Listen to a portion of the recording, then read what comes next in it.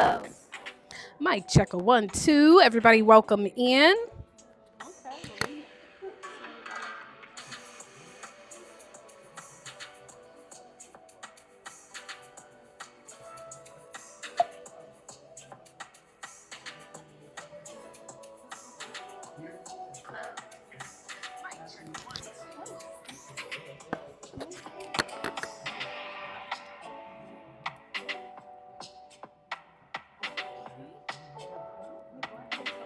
It's autoclave beats. We bring Afro beats to life.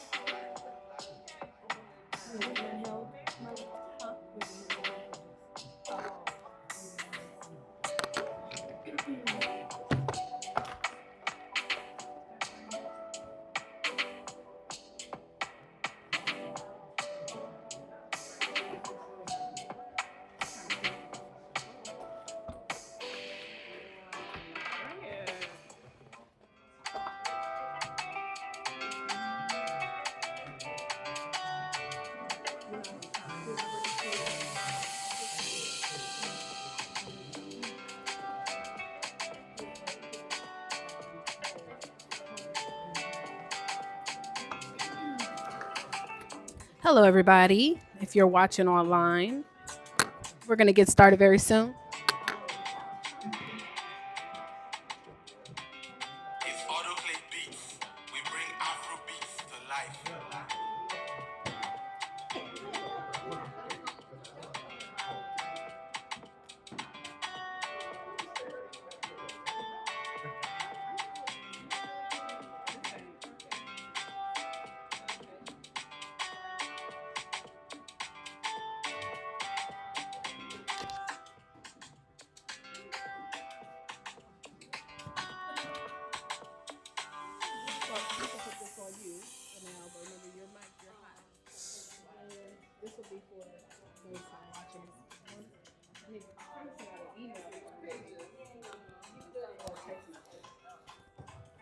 I remember my hair. Yeah, that's always, yeah. It's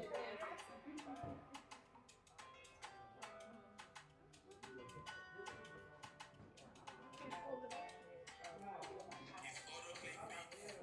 We bring Afro beats to life.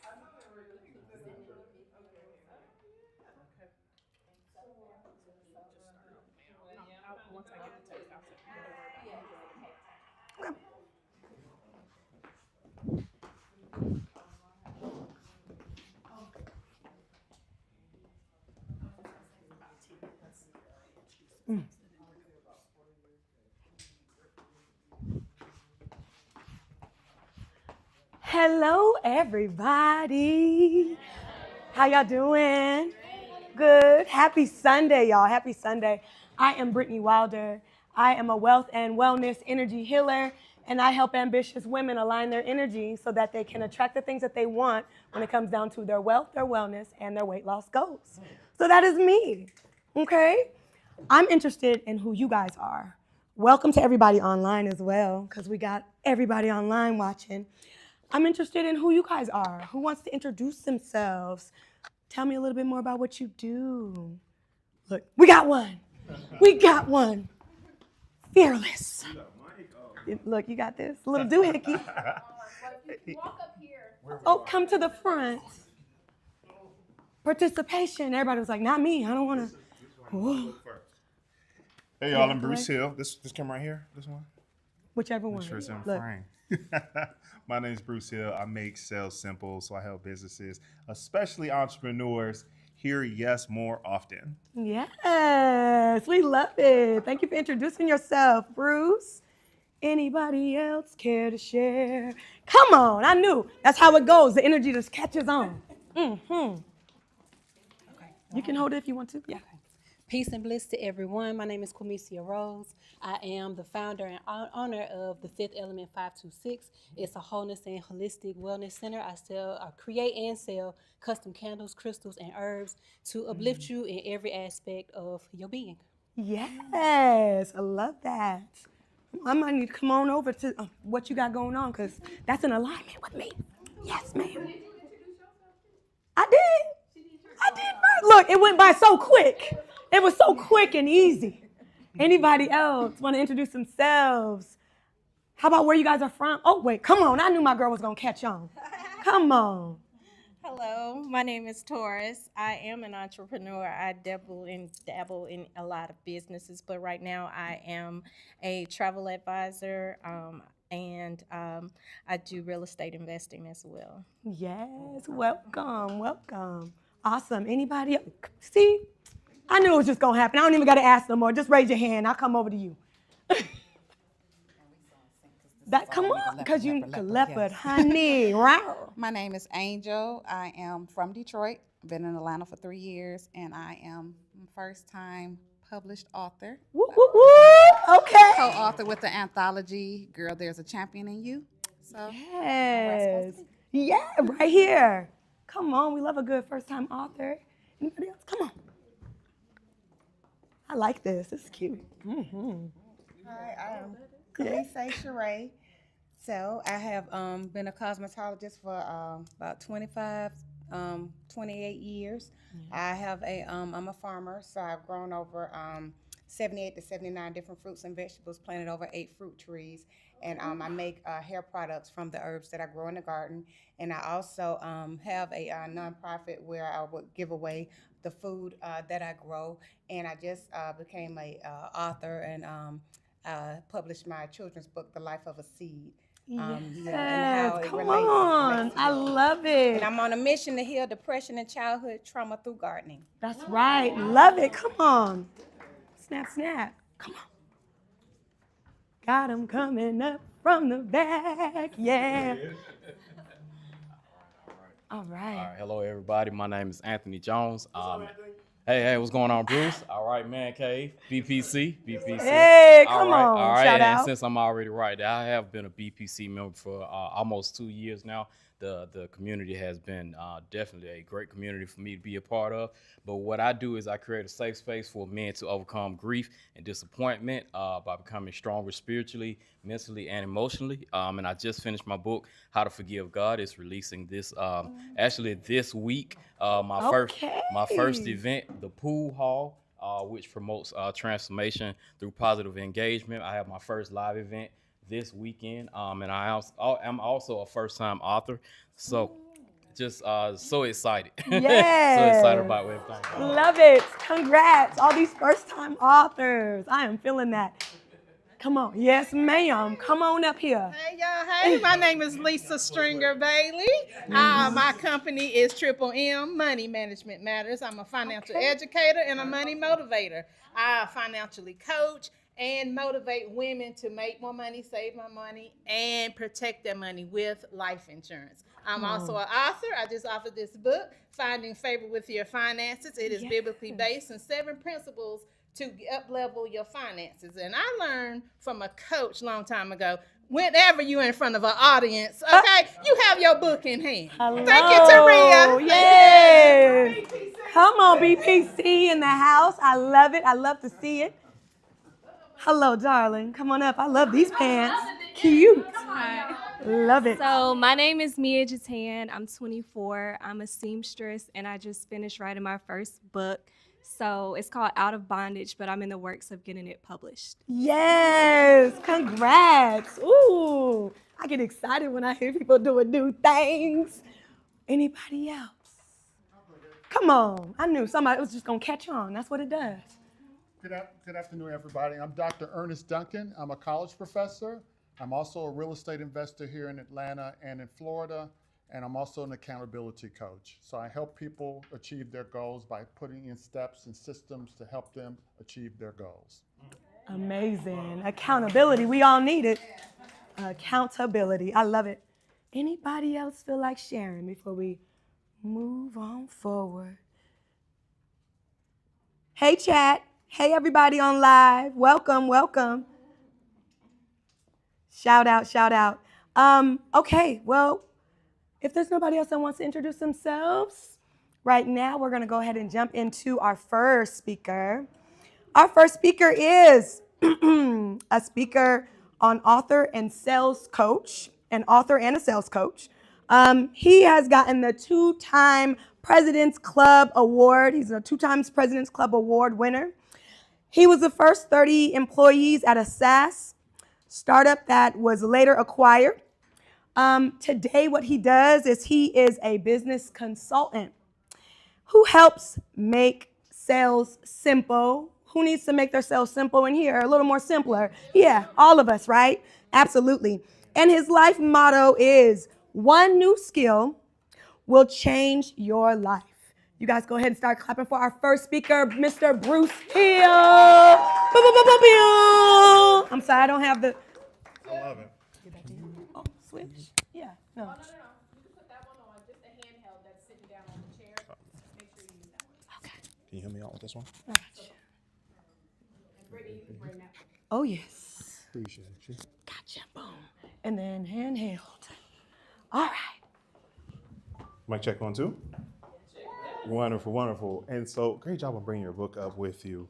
That's something we don't brag enough about. So, I already said, my name is Bruce Hill, and I don't do long introductions. I want to make sure that the time we spend on this Sunday is valuable to you.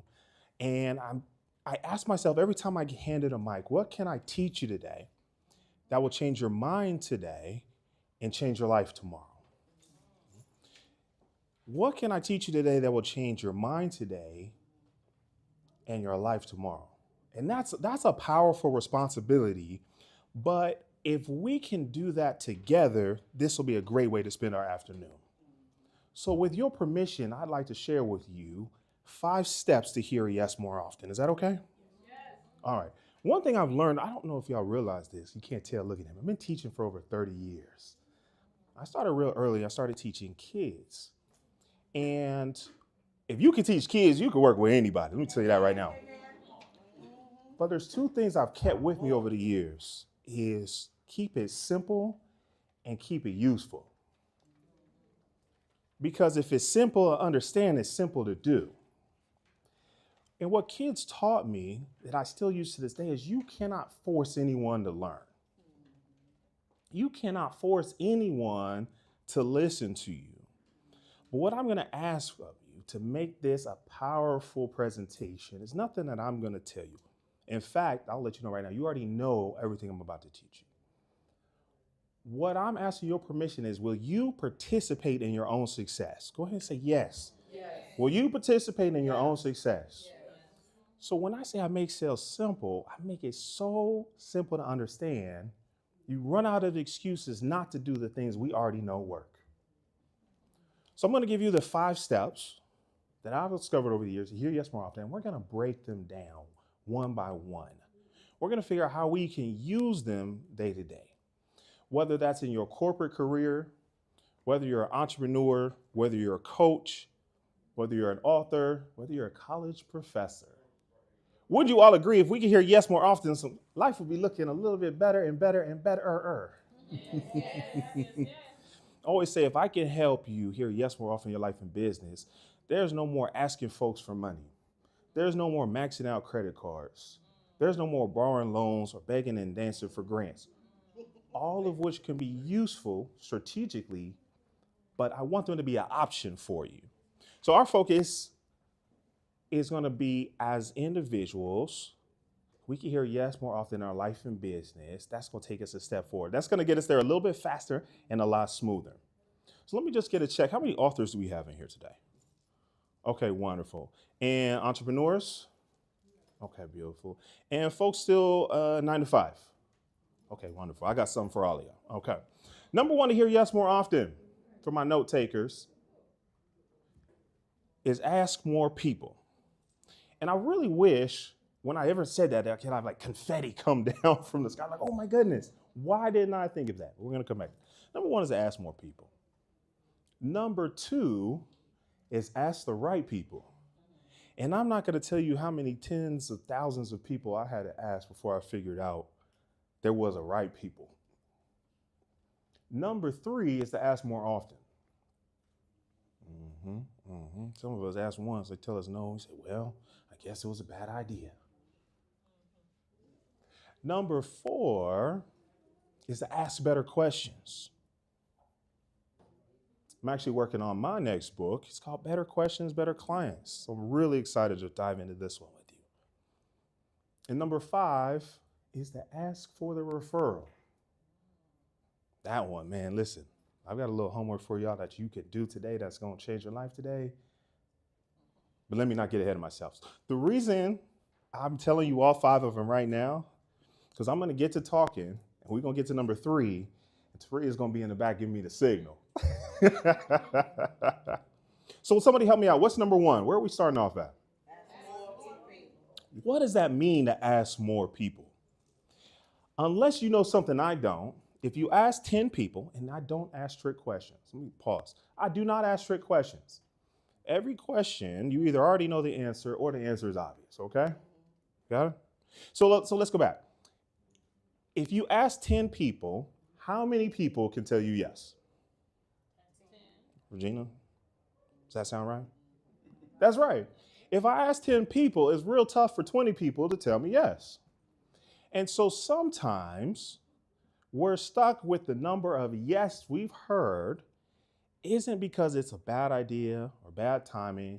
So we simply haven't given enough people the opportunity to tell you yes. And I want to let you know right now, somebody's waiting to tell you yes. Someone wants to tell you yes. Someone's looking for the solution that you provide. You just haven't asked them. And before you go take a course or buy another book or hire another coach, all great things to do, but ask yourself, how many people have I given the opportunity to tell me yes? And what we'll find out is any book we read, any course we take, any coach we hire only multiplies the work we're already doing. Let me say that again. The coach that you have, the book that you read, the course you take only multiplies the work that you're already doing. So if you're not doing any work, how helpful is a coach going to be? If you're not doing any work, how helpful is a course going to be? If you're not doing any work, how helpful is that book going to be? Sometimes the yes you're looking for in your life or business is on the other side of the person you have not asked. I remember there's a period in my life where my buddy calls me up, and I'm so thankful for the amazing friends I have. He said, Bruce, we're going to read 12 books next year. I said, 12 books? That's a lot of books. He's like, 1 book a month. Pick out your books. We're getting started January 1st. So, okay. I don't know about y'all, but the average American after high school reads 0.8 books a year. Stay with me. We're going to do a little math. 0.8 books a year. That means 1 of 2 things. It takes them 5 years to read 4 books, or they're not finishing the books they start. I'll let you pick which one is more likely. So I said, all I have to do to be above average is to read 1 book in 12 months. So I said, all right, I think I can read 12 books. So it was New Year's going into that kind of that break before you get back to work. And I was a little bored. I said, I'm going to get started. I'm going to read a book. And I picked a really good book. And I ended up reading that book in a week. I don't read very fast. I just took some time from Netflix. I took some time from video games. I took some time from watching sports. And I just read a book. And I accidentally read a book in a week. And I was like, oh, wait a minute. If I read 1 book a week for a year, how many books is that? It's 52. Well, I told you I don't ask trick questions. Okay? You're right. It's 52. And I thought to myself, what would happen to my life, to my mind, to the people around me if I read 52 books in a year? And then I asked myself a very important question. I said, well, how will I get this done? I'm going to tell you something right now. You don't get 52 books done on accident, okay? If you read just 10 minutes a day, let's say you read 1 page a minute. Let's say you read 10 pages a day. How many pages is that in a month? I know you're like, oh, I didn't plan on doing math today, but stay with me. If I read 10 pages a day, how many pages do I get done in a month? Easy work. Easy. So I'm not suggesting you read 52 books in a year, because I'll tell you what happened. I read those 52 books, I pulled it off, and my income went down. That's not how you thought the story was going to go. Wait a minute. It's supposed to be motivational. But what happens is we spend too much time learning and not enough time doing. I'm telling you this now so you can skip 52 books and you can get to the results. You really need about 12 books that you're willing to take action on. That's where you're going to start seeing results. But I did learn a powerful lesson through this journey. And this is where we're still on number one. You're not going to accidentally ask 52 people, may I have the opportunity to serve you?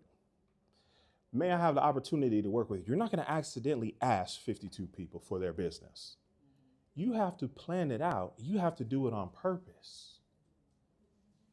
You don't accidentally read 52 books, but you're not going to accidentally hear yes. So what's your plan to hear yes more often? That's a question from you to you. Who am I going to ask, hey, I provide this solution. Would you like my help to get there? Who are you going to ask? I'm really proud of myself this past week. LinkedIn sent me a message. They said, you can't message any more people this week. You got to wait. I do my best to make sure anything and everything I teach you I've done, at least once wrong and at least twice right. And the reason I had reached the maximum that I didn't know existed, because I've been asking people for their business. I've been giving them a chance to tell me yes. And I've had some great conversations this week. Really excited. Taria will tell you about our Author All-Stars event later this year. And one of the awards is on activity, a number of discovery calls. Listen, y'all might see me on stage once or twice. Okay. Any questions, comments, concerns about asking more people?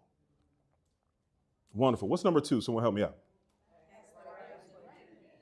Oh, okay.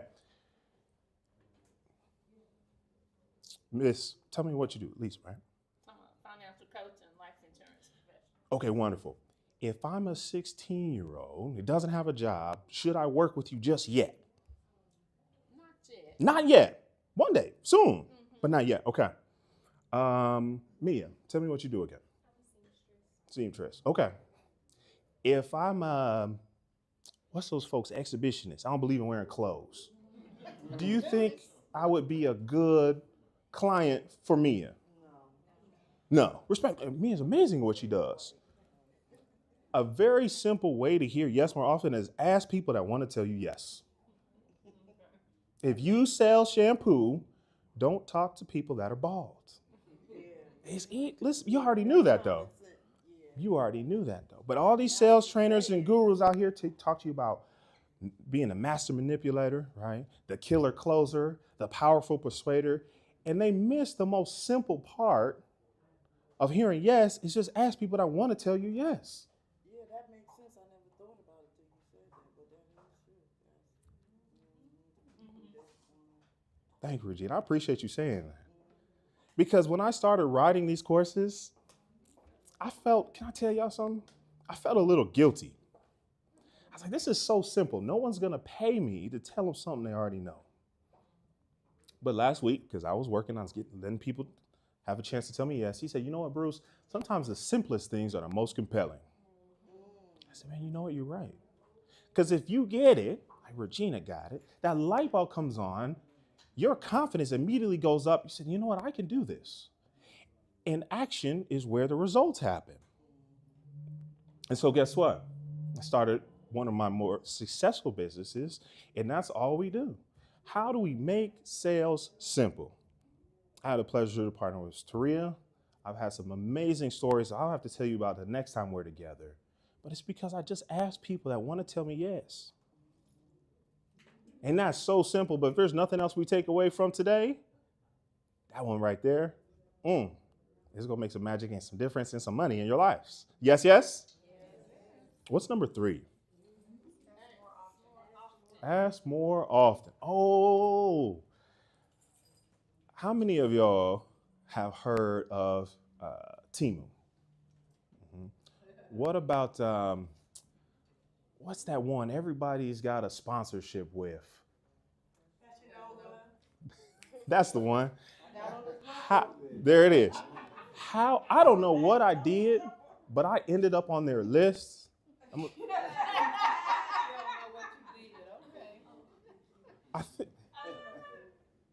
I said, how many times are these folks going to email and text me a day? I said, good. Google sent me an alert. It says, you never open emails from these people. Would you like to unsubscribe? I said, please.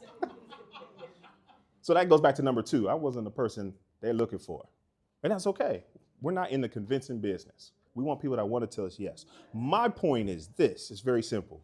Sometimes we can ask the right person at the wrong time. Sometimes we can ask the right person at the wrong time. One of my favorite stories, we were trying to help someone finish their book. And we told them working with us would be X number of dollars. And they said, no, I will figure it out myself. They called us back 30 days later. They said, you know what? This is a lot of work. And what you told me, it was a good price. How do we get started? I never want to teach you all to convince anyone. If you have to convince them, they might not be the person you want to work with anyway. That's where you get chargebacks. That's where you get disputes. That's where you get headaches. Sometimes, though, I want to say this carefully. Sometimes when people say no, they mean later. If it's the right person, but it's the wrong time, we want to give them a chance to tell us yes again later. Now, do not message them in 30 minutes and Bruce told me to ask you more than once. Offer some value. Put them on a newsletter. Say, hey, listen, next time I have an event, would you like me to tell you about it? Hey, I just launched a book. I know we've talked in the past. Maybe this would be a better fit for you. If you know someone that fits the description of who you serve with excellence, and you know you can help them achieve the transformation they desire, you owe it to them to give them another opportunity to tell you yes. Until they say, no, I never want to hear from you again, and we will honor that, ask them again. Sometimes it's just a matter of their paycheck hasn't hit yet. Sometimes life happens in between your conversation and the next one, and their mindset is shifted. Now they want to tell you yes. We don't have to convince them to tell you yes.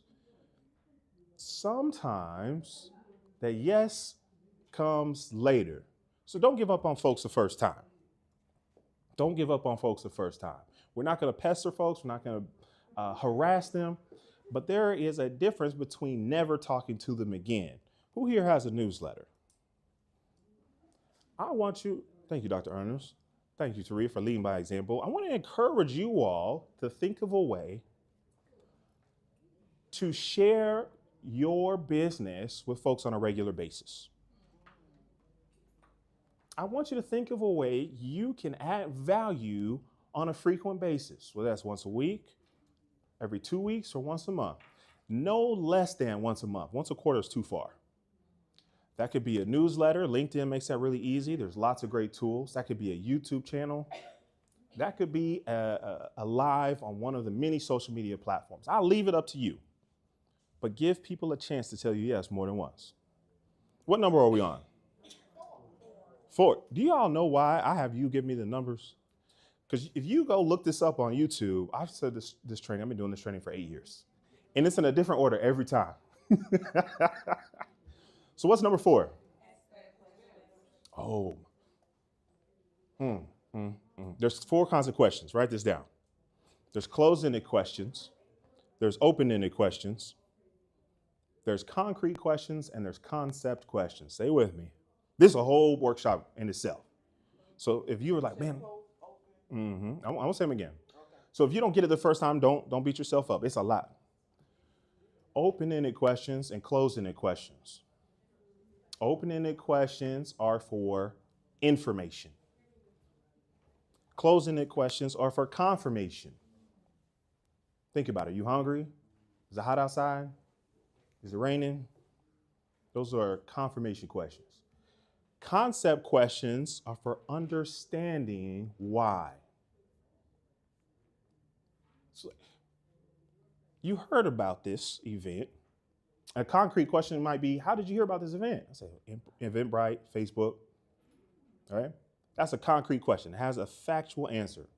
A conceptual question is, why did you get out of bed? Why did you leave your house today to be here? That's a conceptual question. You want to learn to ask conceptual questions to your clients and future clients because that's the reason they're going to work with you.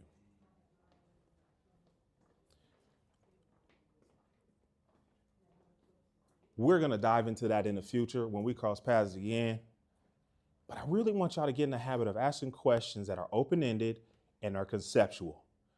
This is going to create conversations, and conversations create clients. Number 5. Help me out. What's number 5? Oh, listen, this is your homework. This is your homework. Every single person you've worked with in a past ever, I want you to send them this email.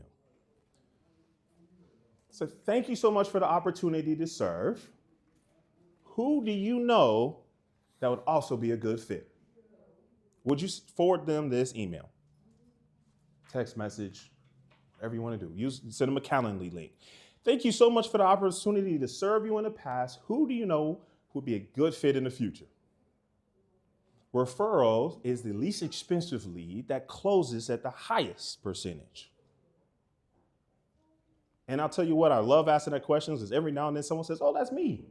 And they'll come back and work with me again. That's every single one of your homework.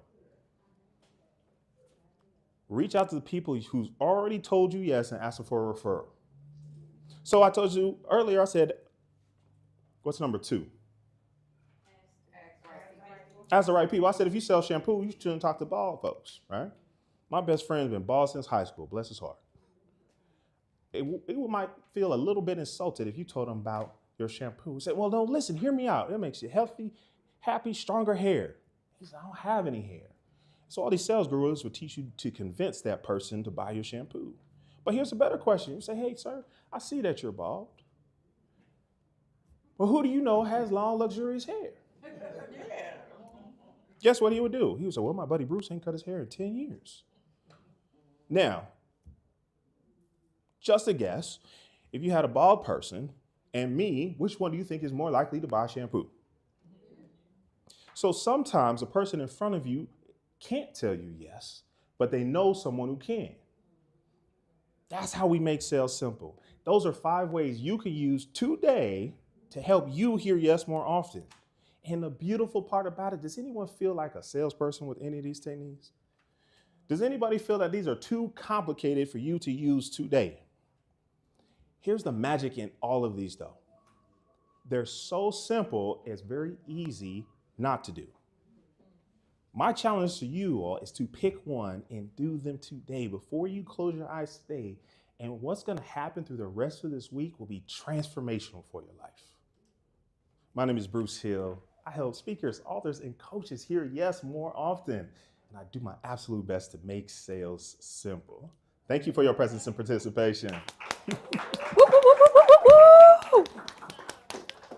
Thank you. Thank you. Oh.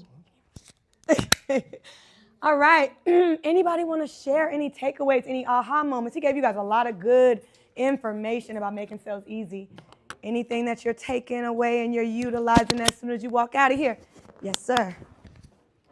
Have them come up to the front. Oh, Yeah. got to come to the Sorry, front. because we're streaming. Oh, yeah. The people want to hear you. I got to speak into the microphone. Yeah, so I like the part where first what caught my attention is when you was talking about like understanding people. Like I think that go a lot with common sense and understanding human nature, like asking the right people, the timing, all of that. I kind of like how you mentioned that part, so I just wanted to mention that. That's it. All right. Thank you. All right. Anybody else want to share? Any takeaways, aha moments? My friend.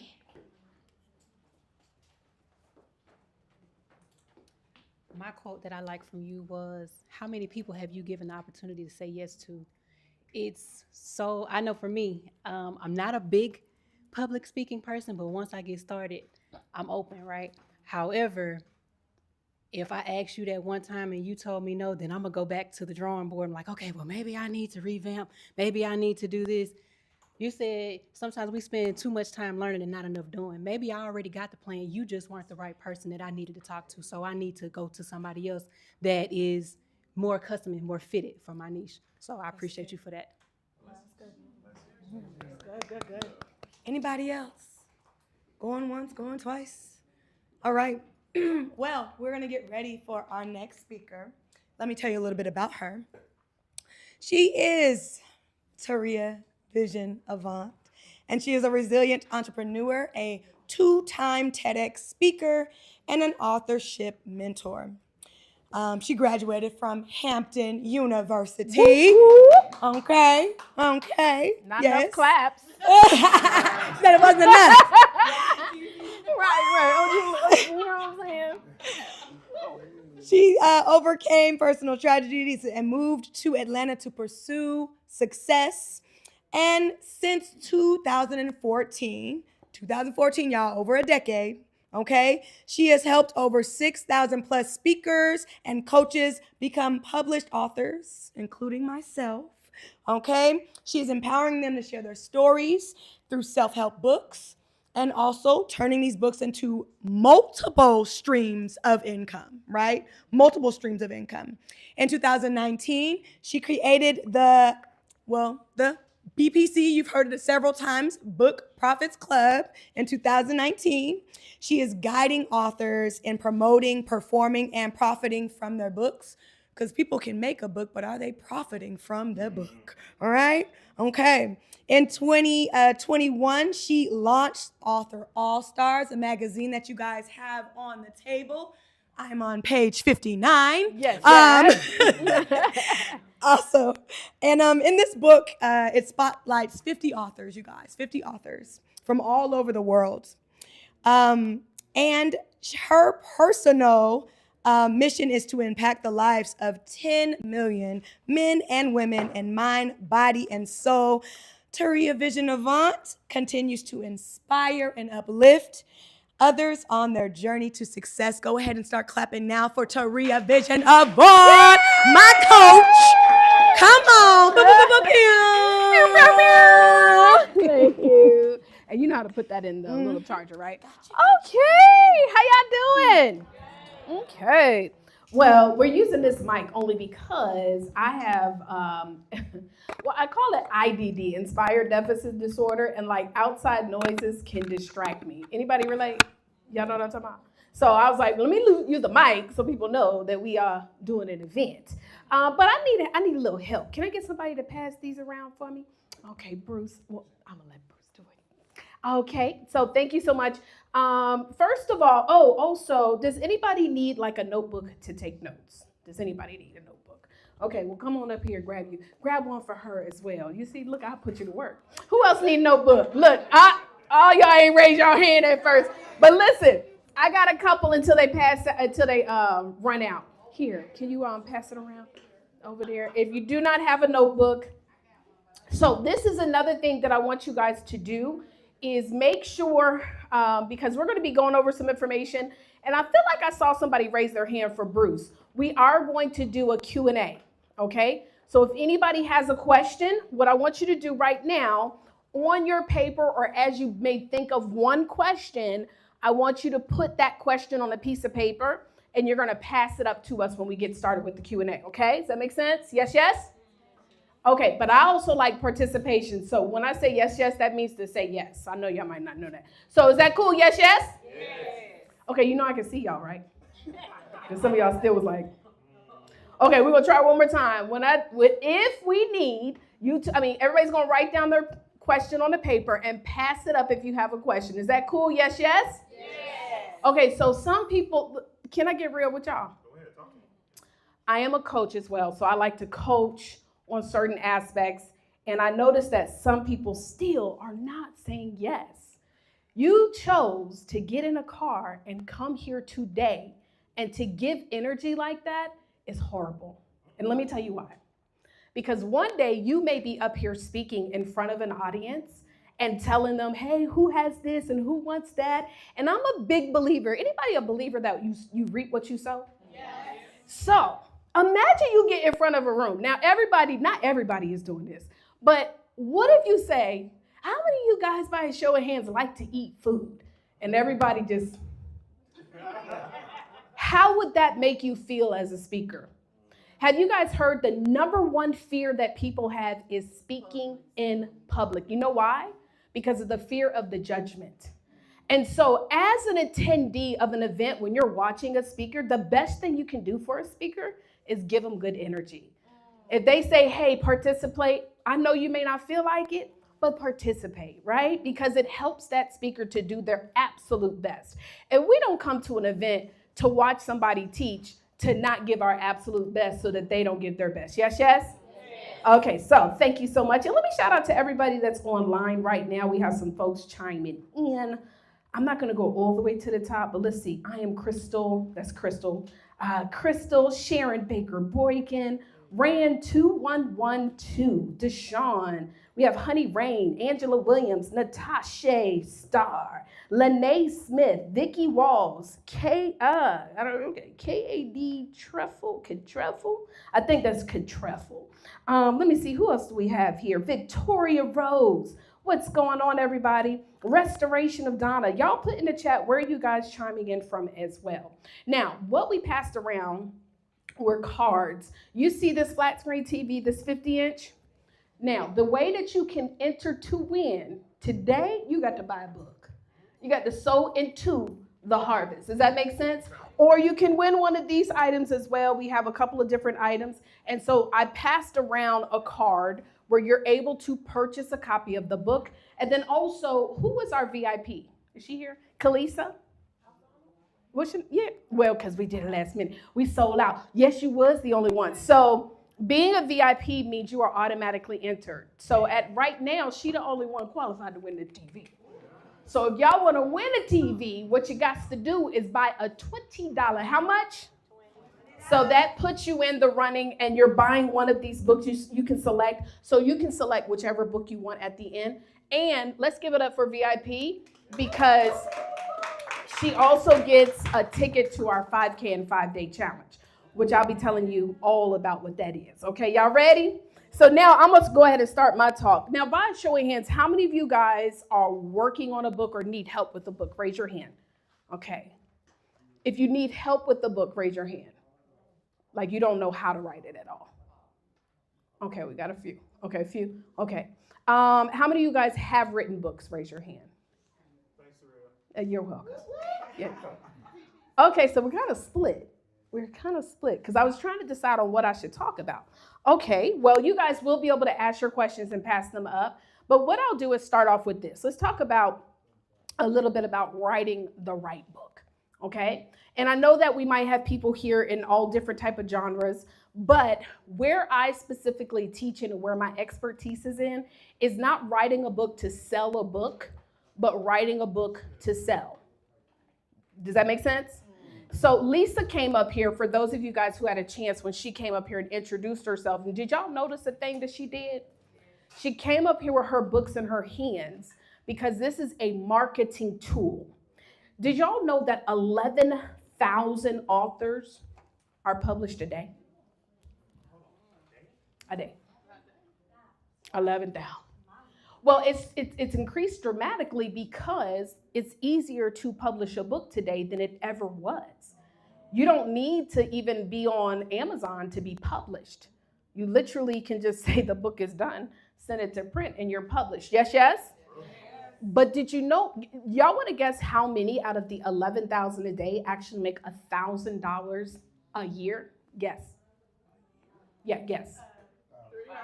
5,000? Or 500? 300? Okay. 1,000? 1,000? How many? So it's 11,000 published a day. Out of the 11,000 per day, how many of them make 1,000 at least a year? 8,000, huh? 2 or 3%. Ooh, getting close, right? 1%? 100. 1%. 100 off. Now, mind you, I said 1,000 a year. Can anybody live off $1,000 a year? I don't even know if we could do that living off the land. I mean, your cell phone bill enough. That's going to, you know what I'm saying? Because it's homeless people that got cell phone bills. Trust, y'all seen them? I've seen them. They be like, need money on the side, like, yeah. I'm like, no, wait a minute, they got phones and all types. So the truth is that why is it that there's so many authors writing books, but they're not making money? And this goes back again to writing a book to sell a book versus writing a book to sell. Because if you write a book to sell the book, you probably are going to write about maybe, certain things that maybe people don't necessarily search for, right? We think about us when we write the book versus the reader. If you think about many books that you have even purchased over the years, any readers here? Any readers here, right? They say leaders are readers, right? Especially if you've purchased any self-help books. Any self-help book readers here? A lot of times, why do you buy the self-help book? Because of the promise the book makes. Not necessarily because of the author. And so what happens is many authors, they frame their books about, I want to tell my life story. Or they frame their books about the overcoming. Overcoming of what? I don't know what that means. And so we title it based off the emotions of what we feel with putting this book together instead of thinking about the reader itself. Are y'all with me? Let me give you an example. So whenever I tell somebody that I'm in the book space, what do you think the number one topic people want to write about is? I kind of said it, huh? Themselves, right? We all want to listen. Because right by a show of hands, who's dealt with some challenging things in life? Raise your hand. Everybody look around, though. Put your hand up high, y'all. Everybody look around. Everybody in here. So my life is unique. They said I need to write a book and tell a movie. All of us do. But all of us should write a movie, right? But the truth is that the person that's going to read your book, I want you to pretend that they have a sign on their forehead that says, yeah, but how you going to help me? Most people do not care about our stories until they know that you can help them with theirs first. And so when a person's making a decision to read specifically in the self-help space, they're looking to overcome a specific goal, a specific task. Does that make sense? And then we overcomplicate it because now, okay, I'm going to write about how I overcame abuse. Now we write a book that says, like, I'm going to go back to the title again, The Overcoming. Well, when I see that title, it could be overcoming anything. Give me some things that we could be overcoming outside of abuse. Addiction. Overcoming what else? Grief. Finance. Weight. So am I very specific about that title, calling it The Overcoming? No. And so if I am wanting people to read it, I cannot be afraid to narrow it down. Let me read one of my books for you, the title. It is called The 10K Book. How to Turn the Right Book into a 5-figure per month business working 2 to 4 hours per day. Class, what is this book about? There's no confusion. There's no confusion in this book. And I did not write this book to sell it. I wrote it because I have a program, a course that is going to give you even more value. Yes, yes? So when we're writing the book, we must remember that somebody is searching for us. Now, a lot of times people ask, they say, well, Taria, I just don't know what to write about because there's so much. So I had a friend that one time told me, this is what you need to do. From the year you were born to the year you are today. Now, this is a very challenging exercise. And it might just depend upon your situation because some of us don't really remember what happened in our lives when we were 1 to maybe 10 years old, right? Or 1 to 5 years old. But I want you guys to start at the year you were born. And each year, I want you to write something pivotal that happened in your life that year. I'll give you guys some examples. Everybody here, what y'all talking about here in the chat? Yes, love, self-help. They got some readers in the house. Y'all, it's a lot of people in the chat too. How to make money, weight loss, right? Okay, I see you. So I'm going to give you some examples. So every year of your life, there was something big, one big thing that you can put down on your life, right? I'll give y'all examples. I'm going to tell y'all my business. I don't mind. Hold on, let me find.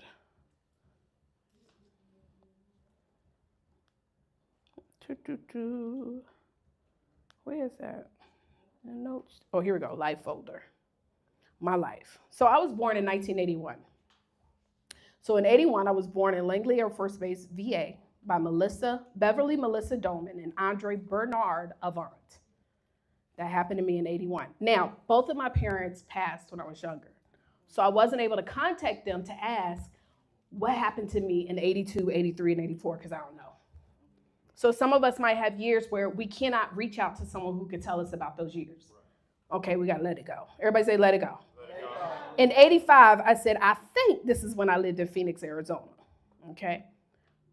87 is when I didn't really, I don't even know if I necessarily even knew who my dad was. But I remember around that year, that's when my mom and dad got married. And I was like, who is this man? Right? In Arizona. In 88, we moved back to VA with my mom, and my dad was always away, TWI. You see what I'm doing? So I'm just picking like one major thing. In 1990, my mother hit a guy on a bike while she was drunk. I was in the car, and I remember it like yesterday. Ooh, everybody say trauma. That's traumatic. Anybody else, and no disrespect, but I want us to keep it real. Anybody else ever been affected by a family member who maybe had a challenge with alcohol or drugs? Raise your hand. Do you know how many people right now have trust issues, have issues with relationships, have issues with their boss, issues with just, some of us are introverted because of how we grew up. There are literally people right now who, if you made a book about my mama was an addict too, that could be the title. And you might be a life coach. This is the challenge with life coaches, is we try to generalize everyone. But maybe you might say, you know what, I'm going to focus on people. Anybody get chills just thinking about that when you raised your hand and said, man, how many other people grew up in the rooms? Anybody know that? AA rooms, NA rooms? That's a specific story or a specific overcoming that I now can be relatable and write a book, even if I might want to sell houses. Because that's another thing. You don't have to be so linear when it comes to your books. It could be about anything to make yourself relatable to the people that you want to be able to work with. Someone that has overcome the trauma of watching their parents, because if you have, and you understand, because she actually ended up unfortunately passing away from cirrhosis of the liver. So you already know what my childhood was like. You already now say, oh, this is my people. I don't care what she's selling, I want it. That's what I was thinking about you. Do you see what I'm? Exactly. You see, now you come on now. She like, now I'm about to buy a book or something, right? Okay. We've got, but how many of us have multiple things that have happened in our life? And so the challenge that we have is that we're trying to figure out, well, how do I pick the one specific thing? Because I hear people say all the time, well, I help people overcome trauma. If anybody woke up today and stuff they told, that could be trauma. That's not specific. And again, it doesn't necessarily have to be like, I don't have to say, well, I'm now going to create a movement and help everybody who's had parents that have dealt with alcoholism, show them how to, no. I could just say, this is my target audience and I want to sell houses, but I'm making myself relatable. The truth is that, you know how they used to say the know, like, and trust factor? Well, everybody's an entrepreneur today, and I love it. But it ain't just about know, like, and trust no more. It's about relatability. Get yourself in a space where people can relate to you. So when we're writing about these books, guys, we must understand that it's not just only about, I want to tell my story. It's about what is specific challenge that I can help people to overcome. So my homework, the first homework assignment is, from your birth year to today, I want you to write down something that happened, whether it be good or bad. It could be you got married this year, graduated from college this year. Those are big things, but that helps you to also identify who you serve. Because a lot of challenges that I also get is that some people say, well, you know, my book is for everyone. I serve everybody. I help all people. Guys, let me tell you something. And then I was watching something the other day. I always listen to these, YouTube videos that talk about, just motivation and stuff like that. And it was just saying something along the lines of like, the person who tries to serve everyone serves no one, but you got to stop trying to be liked by all people. Anybody that's ever made, like, think about it. You know how many people hated Martin Luther King when he was alive?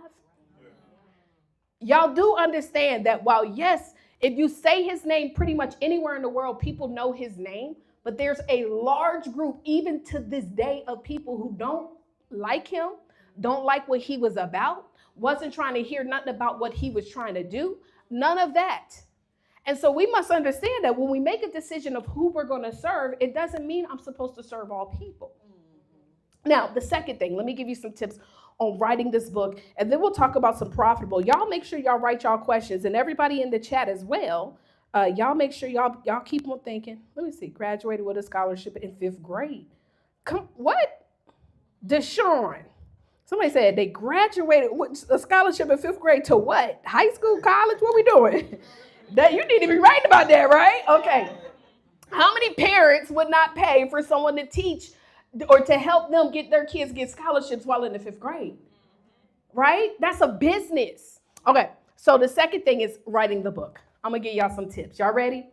The easiest way to write a book in a matter of days, let alone hours, is to create the foundation of your book first. Okay, so now once we figure out who we're going to serve and what we're going to write about, even if it's a fictional book, foundation is important. If anybody builds houses, this is my brother right here, Ron, he builds houses. The first thing you do when you build a house is lay the foundation. If the foundation is weak, the house will crumble. And so a lot of times we're trying to write a book, we don't even know how the end going to be. That's why you're still working on a book 10 years from now, because every year, something new comes to mind, and you're like, ooh, I need to add it to the book. Hello? Get the book done. Everybody say, get it done. Get it done. Lord, get it done. Because as soon as you write it, you do know that there's going to be new ways of doing what you're saying. You know what I'm saying? Like, let's get it done. You write a book to do what? Write another one. That's what you do, okay? So what we're going to do is we're going to create the foundation. First, we're going to start with 7 or 10 chapters. The reason why I specifically choose 7 and 10 is because they're not numbers that are very overwhelming. And we are comfortable with 7 and 10. You tell somebody 7, oh, that's the number of what? We got all type of numbers for what it is, right? But when we hear the number 7, it's like, oh, that's good, right? Completion, or you know what I'm saying? That's a good number, and 7 is an easy number. Everybody say it's easy. Also 10, when we think about 10, it's an easy number. Anything beyond 10, I feel like you should use that for the next book. So we write 7 or 10 chapters. Now what we're going to do is take those chapters and turn them into subchapters. So let's say you say, okay, even if you don't even know what the name of the book is going to be about, but maybe you want to help women who've gone through a divorce and now they need to re-identify who they are by starting a business. You might be in network marketing. I'm going to use that as an example. Anybody ever did network marketing before? Okay, the challenge sometimes with multi-level marketing is that we learn how to market to just like the same people. But if I was in network marketing today, because I used to be in it, I would say, okay, let me identify a targeted audience to market to. You know how many divorces are taking place every day? I don't know. That's not my business because I ain't even trying to think about that. I'm trying to be married. So, right? Whatever you focus on will always be your truth, so I'm not looking it up. But there's tons of divorces taking place every day. So that means every single day, if you've ever been through a divorce and you know how to like recruit 2 people in your network marketing business, I would make my book about overcoming the divorce and launching your own business. Y'all got me? So now, okay, what are the 7 steps to doing that? Well, the great thing about, today, we live in a world where you could just search on ChatGPT.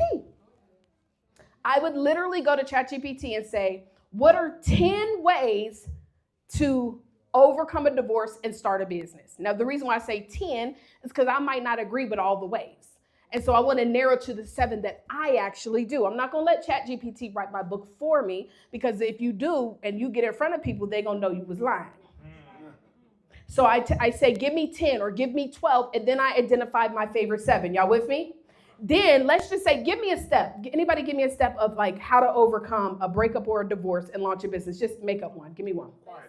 Quiet time. What were you saying?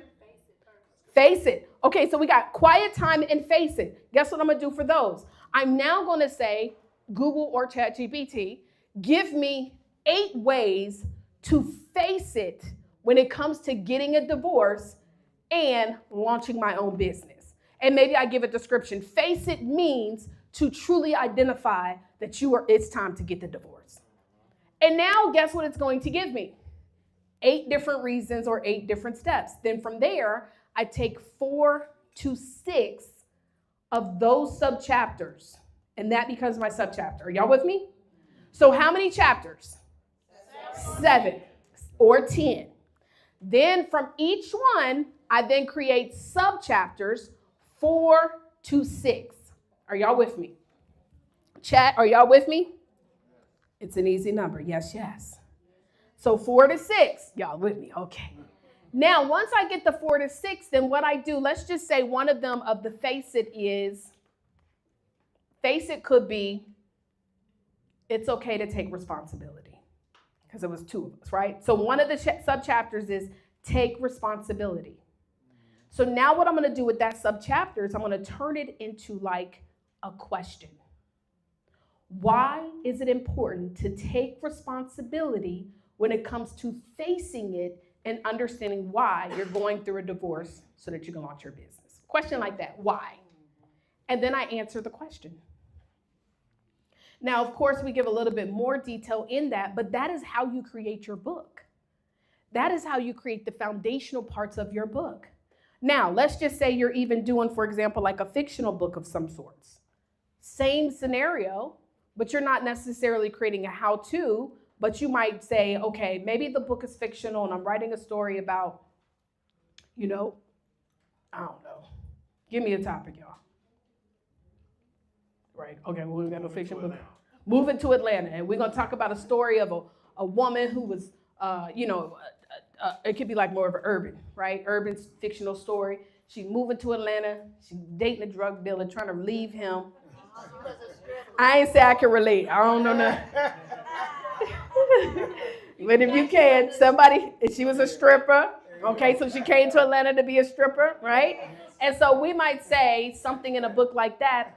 You can tell ChatGPT, give me 12 chapter titles about a woman who fled from her drug dealer boyfriend, moved to Atlanta, became a stripper, has a child, and she's here by herself. Give me 12 ideas for chapters. And then from those 12, we pick how many? 7 or 10. Then we take those chapters and break them into subchapters. And now we create the content based on what we just created in that foundation. Does that make sense? And so creating the foundation of your book, honestly, is the hardest part because that's where we're going to be doing too much thinking. Now, once you start writing the content, and this is where I used to have 3-day book camps, I don't do the book publishing anymore because honestly, it's the easiest part. What's hard is now once the book is done, how to leverage your book to get on more stages. Now what I want you guys to do, and we're about to wrap this up. Uh-oh, DoorDash is here. Hold on one second, y'all. Hello? Hello?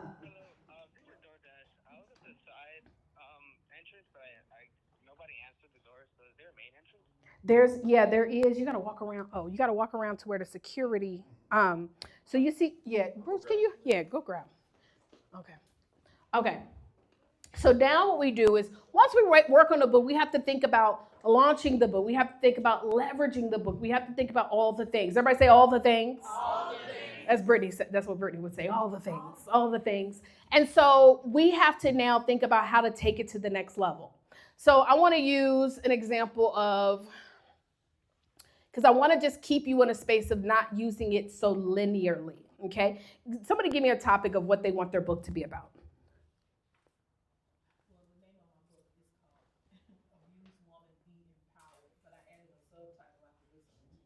Abused woman being empowered.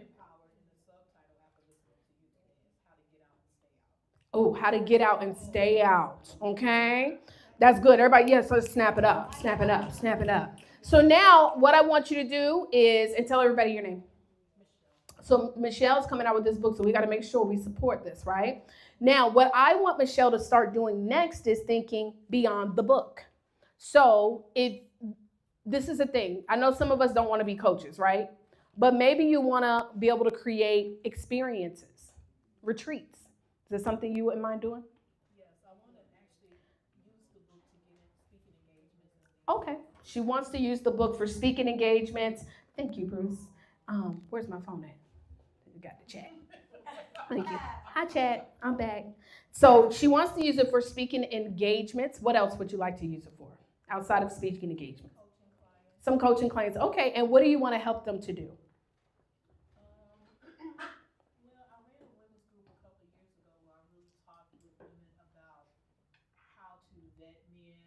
Oh, okay. right? She ran a women's group, y'all. I'm talking to the chat. How to vet men. Mm-hmm. How to be careful. Not moving too fast. So okay, so we really want to kind of help them with maybe finding the right man. Does that make sense? Is that the goal? So finding what? Finding themselves. But ultimately they want to find the right man, right? Because this is another thing. Let me also add this. When it comes to marketing, guys, we got to think about what is that final result that people want. People think they're coming to me because they just want to sell a book. They didn't realize that when they came to me that you're going to learn how to create a whole business, right, Lisa? You don't realize that. You're like, oh, I thought she was just going to show me how to sell 1,000 books. No, I'm going to show you how to make $1,000 a day, a minute, whatever you want. Does that make sense? But I realized that we first have to change the mindset of selling the book versus using the book to sell. So let's just say the ultimate goal that her client base wants is to how to find the right man. My picker is off, okay? That's the end mind. In the process of the end result, though, Michelle is going to also help you how to find yourself. She's going to help you how to be able to present yourself in the right way. Maybe it's conversations of dress, conversations of confidence. I see people all the time, they say, I want to help people be confident. Nobody Googles, you know what? I need more confidence. But what people do Google is, I need a man or I need a woman.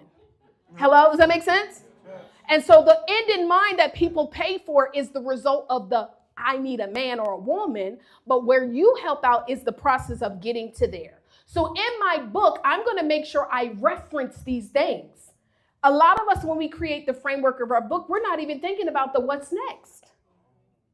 We're not thinking about the coaching program that should be talked about in the group. We're not thinking about the retreats that should be mentioned in the book. We're not thinking about, for example, the meetups. Some of us might be like, listen, I ain't trying to do no coaching, but I don't mind having a monthly meetup. It should be in the book because that is where you lead people to what's next. Does that make sense, everyone? Yes.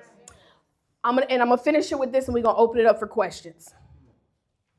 Some of us like, well, what if I don't want to do any of that? How else can I leverage my book to make some money? Anybody ever heard of this book series called Harry Potter? I love using this example because do y'all know that they sell all the gadgets and the things that Harry Potter, the wizards, they sell wands, cloaks. Do y'all know they even have a Harry Potter's group, like a little meetup? I don't know what they be doing. Is there anybody here that's a Harry Potter person? Okay, they be in there doing spells and stuff. I don't know, right? Huh? They have a Universal? Oh, yes, Universal theme park, right? They have, of course, the what? Movies. And so some of us are thinking, so we're just only thinking about the book, not remembering that our book can lead to other products, services, merchandise, right? I have a young lady that she wanted to be able to talk to women about breast cancer and the early signs of detecting breast cancer and knowing that you too can still be beautiful because, with women, breast cancer, first thing we think about is, of course we think about that big C, but we also think about, I got to cut them off. And some women will actually avoid going to, I have a girlfriend who did that, avoid going to the doctor because we don't want to have to deal with that. So her book was about, you can still find it early, but you can still be beautiful. Well, on top of that, we also found a water company that supports breast cancer. We also found a hair company that supports those when they're going through the process of the chemo. We also found, these are all multiple streams of income. She also said, well, listen, I ain't really a therapist, but what I can do is create a therapy referral company where you can be a part of this group and I have the therapist pay me a little bit so that they can be marketed on the site. Another stream of income. Everybody say more money. More money. More money. And so we've got to remember this is one of the best marketing tools on the planet. A book can talk about you in ways that you cannot talk about yourself. But you also must be thinking, what's next? Yes, yes? All right, guys. So that's it for me now. What we're going to do is Brittany is walking around getting the questions from you guys. And they in the chat. How y'all doing in the chat? Y'all ask y'all questions too. So we're going to take some time. I'm going to have Bruce come on up here, and we're going to answer some questions. And if you have a question, please ask your question. Also, make sure we'll be doing the raffle afterwards. I'll explain to you how we'll do the raffle. So if you purchase a book, or you can purchase the 5K in 5 Day Challenge, which also will come with all 3 books. Well, I got 4 up there, so while supplies last. All 4 books. Basically, you paying for the books and you're getting access to the challenge. If y'all want to know more about the challenge, you can ask me that. The flowers. So what are the flowers for? So many of you guys were coming, and we had another speaker. Her name is Dr. Rhonda Boyd. And unfortunately, on Thursday, her father is no longer with us. He went on to be with God. And she was supposed to, she's still here in Georgia, but she was like, I'm going to still come. I'm going to show up. And I was like, you sure? Because, I don't know. And she was supposed to come. And so I had some flowers that were coming to her. And so that's what that is. But we should also be having a card. I ordered a card. I don't know where they at. Hold up. Let me see. So in case the card does come, I'll have everybody to sign off on the card. Maybe not. Maybe I didn't purchase the card. Yes, I did. But yeah, we'll do that. So do we have any other questions? Make sure, because once we're passed up, we can't ask then. So you got to have them in now. So no additional questions. If you do, you cannot pass it up after the fact. Okay. All right.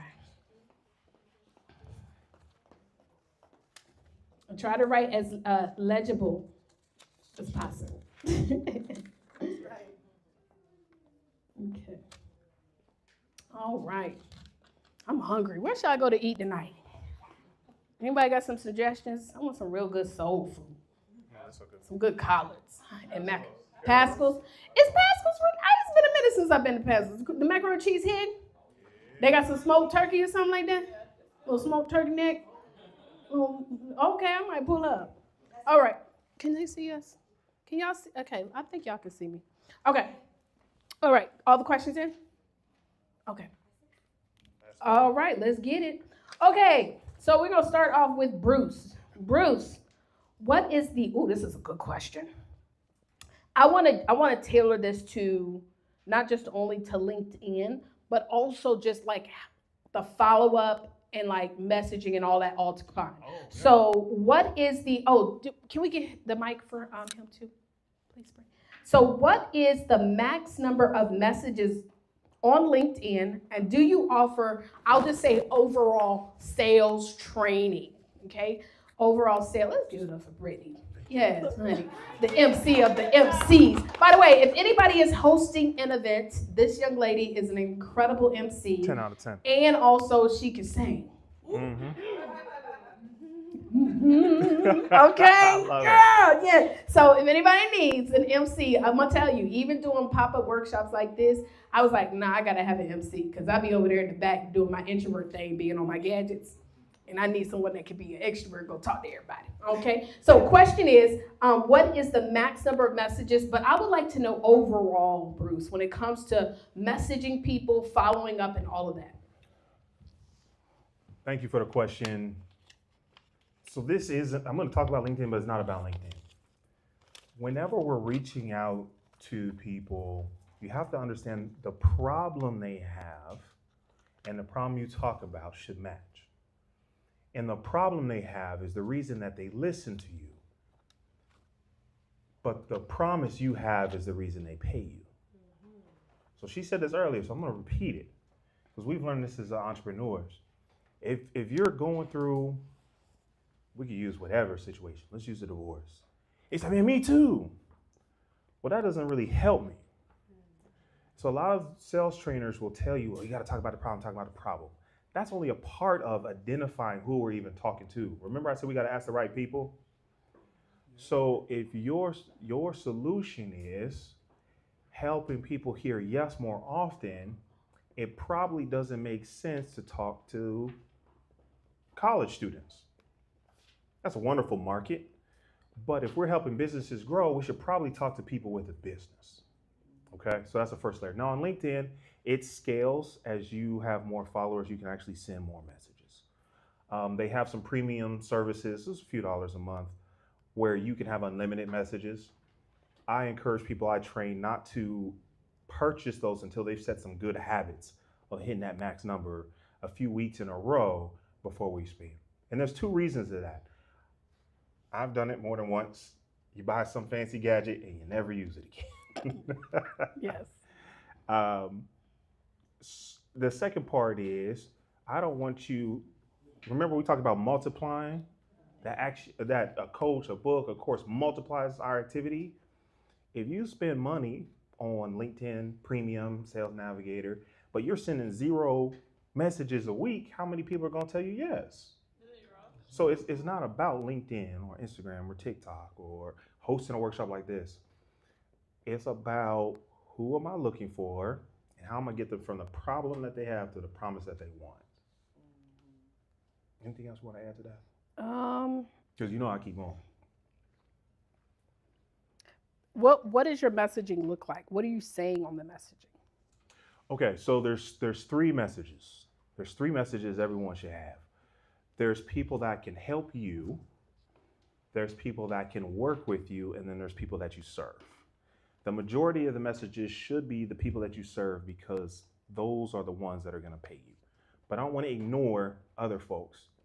I sent a message to a professor the other day. It's not my ideal client, but I said, hey, I wrote this article on one new skill will change your life. I hope you found it valuable.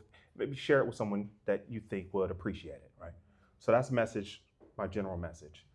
Right now I'm working on a book, so I say, hey, I'm working on a book to help people like you accomplish this transformation. And I speak in general because I want you to have the formula. I'm working on a book to help people like you achieve this transformation. I'd appreciate your insights and it would help make the project even more powerful. Can we schedule a call? I sent that message 200 times over the past week. I ended up with 12 appointments booked. I've already had 6 this past week. I'm coming for these awards this year. Come on. And so there's a lot to unpack there. So to answer the last question, I do sales trainings. I do pure sales trainings. But what I found is more impactful is clarity training. How can I help you be so clear on what you want to do next? We remove every excuse for you to avoid action. We remove every excuse for you to remain complacent. And what I found is a bad message to the right person is a good message. But a blank message isn't going to help anyone. The message you don't send isn't going to help anyone. Come on now. And so really I've shifted and I've got to think of a new title. Because ultimately, if you work with me, you will make more money. It's up to you how much. I have to think of a new title versus sales training because really it's that clarity that helps people have confidence. That clarity helps people take action. That clarity helps people multiply their results. That's good. And you said help, serve, and what? Oh, so I say, hey, I help people just like you accomplish this transformation. So my message says, hey, can I quote you in my book? I help customer success managers hit their revenue goals. Your insights will be valuable to make this project work. Would you be open to a 15-minute conversation? I get yes. But what you said, help, serve, and what's the third thing? Of course they would. Everybody want to be in the book. Okay. Everybody want to be quoted in the book, by the way. That's an easy way to get some calls. There's 3 different messages. There's ones for the people that are going to pay me. There's the people that I work with. So like Taria, I say, hey Taria, we both serve the same people. Can we work together to serve them better? And then there's other folks that we're just connecting with. We're building relationships that may never pay me, may never bring me onto their stage, but we're still going to be kind to them. We're going to treat everyone with compassion. And so that's where I just add value. I might share my newsletter with them. I might send them a resource. Hey, I see you're in marketing. Did you hear about this conference coming up? Right, I'm going to add value. So those are the 3 messages. The people that are going to pay me, the people I work with, and the people that we're going to build a network with. So help, serve, and work. Yes. Okay. All right. Great. Let's Great give it up question. for Bruce on Great that. Let's give it up for Bruce. Okay, so I'm going to answer this one. We're going to try to get through all of these, though. So what other ways can I use my book to get into corporate organizations or to speak or offer my courses? Yes, good question. So we're not just going to only leave it to corporate organizations, but also to any kind of organizations, whether it be people hosting events, conferences, whether it be schools. Anybody want to speak at schools? Okay. So the easiest way to speak at many of these organizations is using your book, again, as a marketing tool. So this is what I want. If you do want to speak at an organization, a conference, a school, et cetera, what I want to challenge you to do when your book is done, every month, how many months? Every month. Every month, I want you to identify 4 people, organizations, schools, et cetera, that you can send your book to. Okay? This is, again, where authors mess up. They write a book to sell the book, not writing a book to sell. So we be trying to hold on to that little $20 sale. That's a no. If you do it right, a sale, the book can turn into thousands. Everybody say thousands. And so I'm going to find, so let's just say it's a corporate organization. Now, with corporate don't just want to have you come in to speak just to speak.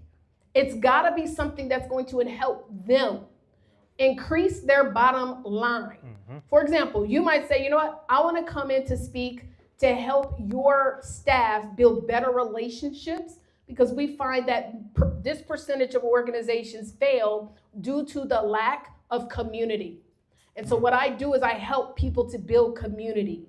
So when you pitch them, you need to pitch them with a specific result that you're going to offer. Does that make sense? And so when I send that pitch letter, I'm also going to include a book with them. Now, the book needs to be tailored to what you say you do. There are literally some people who write up, because once you do the first book, you're going to be able to do it over and over and over, okay? There are some people who will write a book specifically for that purpose to pitch corporations. Does that make sense? Right here, that's why he's writing his new book. So I know that this book is something that I'm going to only be sending to corporations. I'm going to choose 4 per month. 4 per month. Now, to get 4 per month, you might have to reach out to 10. So when I find these corporations that I know I can come and serve, and all corporations, anybody, shucks, the Russell Center. True. They can utilize somebody maybe to come in, possibly, we don't know, that can help someone building better relationships, community, right? So I'm going to find this list of corporations that I would love to come and educate and do a free. Everybody, how much is it? Free. A free workshop. Because you first got to earn the trust, and you got to create some kind of a proof of concept. So so I'm going to reach out to these organizations, 10 per month, and I'm going to say, listen, my name is XYZ. I'm the author of ... I would like to know how I could come in to do a free workshop helping your staff to build better relationships. Studies show that 80% of most businesses that fail because of lack of relationships. This is 100% free. In fact, I've also included I want to also send you a free copy of my book titled ... Now, the fortune is in the what? Follow up. So you might have to follow up with them or stalk them. There'll be times y'all ain't playing. If this is a really good organization, I'm going to email them. I'm going to find their Instagram and Instagram them. I'm going to go to LinkedIn and LinkedIn them. I am going to find them everywhere and say, I want to send you a copy of my book. The reason for sending the book, though, is to now show that you are creditable in this space. Right. The same goes for conferences. The same goes for schools. Do you know the easiest person to pitch to go speak at a school? Not the president or the whatever the titles are, the teachers. So now you can go to LinkedIn. LinkedIn is great because you can find all type of titles. I can find teachers that are in Atlanta, Georgia. And I could then pitch those teachers and say, hey, I'm the author of XYZ. I would love to come and do a free workshop with your kids talking about XYZ. Does that make sense? Now, it is a numbers game. So once they then reply back, even if I get 10 responses, but you might get some responses that are like, we're not looking for speakers, but you can send us a book. No. I'm not doing that. We're not doing that over here, right? But if they're like sounding interested, sure, I'm going to send them a book along with an introduction letter, a speaker's sheet. If you don't know what that is, just Google it. What is a speaker sheet? A speaker sheet. And then we have some other gadgets and tools. I'll show you something that we offer to our elite members when we do our mastermind programs. It's back there. I'll show you all that. But you got to be able to pitch yourself. Same goes for conferences. By the show of hands, how many of you know about a conference or a workshop that is taking place this month? Anybody know one? Or maybe you saw something on people. How many of y'all know how to go to Eventbrite to search for events taking place this month? Yes? Do you know that a lot of times when people actually have workshops where they have guest speakers, they literally may be looking for more speakers for their next event? Thank you, boo. I'm going to show y'all something. Do y'all know that? And so a lot of times we're waiting on these people to reach out to us. They may not know about you. And so how do we let people know about us? We've got to be willing to reach out. So the easiest way to get booked on other people's stages is to, hey, how do you book speakers? Now, if you want to know how we book speakers, you have to be a Book Profits Club member. And as a BPC member, you just simply say, I want to speak. How many of you guys would love to speak in Dubai? Raise your hand. Ooh. Okay, everybody. Okay. How about who want to speak in Ghana? Anybody want to speak in Ghana? Oh, yeah. The motherland. All the speakers that we have speaking in Dubai and Ghana are Book Profits Club members. Mm-hmm. And we offer it at cost. Who's ever done an event? Raise your hand. They expensive. They ain't free. And so this is another thing too that a lot of speakers have challenges with is paying to speak. Oh, okay. Paying to speak. Guys, y'all need to start allocating some money for the marketing of your business, and that's one of the marketing tools. I have no problem paying some money if it means that I can get in front of an audience that I never would have been in front of had I not done so. It's called marketing. Mm-hmm. You either spend money to market on a radio station, on a billboard, you spend money to market in magazines, on TV shows, we spend money to market on social media. One of the best forms of marketing is to get in front of a group of people. I'm serious. I built a 6-figure coaching business by doing small mini workshops with 5 to 10 people. The only thing I wish I would have did quicker was find events where I could say, hey, listen, can I pay to come and speak? Or can I pay to be a vendor? I'll give you an example. I spoke recently at my friend Lashana West. Oh, yeah. So Lashana West, she's the owner of Pop-Up Create, me and Lisa, right? And at that event, I spent $100 and something for a vendor table to speak. I then offered at the event for everybody to purchase a copy of my book. At $20. I sold about at least, 10 books? So I sold about 10 books. So, and then the books itself maybe cost me for 10 books, $40? Not even that. Mm-hmm. So it's safe to say I broke even speaking at her event. Mm-hmm. But also I walked away with new leads of people who I would have never had as leads had I not spoken in front of them. So I literally invested to be a vendor. By the way, I never vend at an event as an author unless I can speak. It's a waste. Okay. Stop doing it. I know. And if you can, just ask them, can I at least you only got to give me 5 minutes. I'm going to kill it. She's good. Mm-hmm. I'm walking away with all the contacts, okay? Mm-hmm. And so not being afraid to invest into marketing your business, that's what it's all about. And so finding these organizations, especially think about the difference. So when you speak at a corporation, you're speaking because you're increasing their bottom line. But when you're speaking at somebody else's conference who is doing a conference of leads, like the people that are there are leads or clients, you're not increasing their bottom line by coming to speak at an event in front of their leads. Does that make sense? And so a lot of times we want to be paid, but how is you speaking increasing their bottom line? So a person that's hosting a conference 9 times out of 10, unless your face card is so sharp that just putting you on the flyer, people are going to buy tickets, it doesn't make sense to pay for someone to come and speak, but it does make sense to say, you know what? I know this event costs you thousands. I'm willing to be a partner with you. Y'all got me? It's a gym. It's a gym.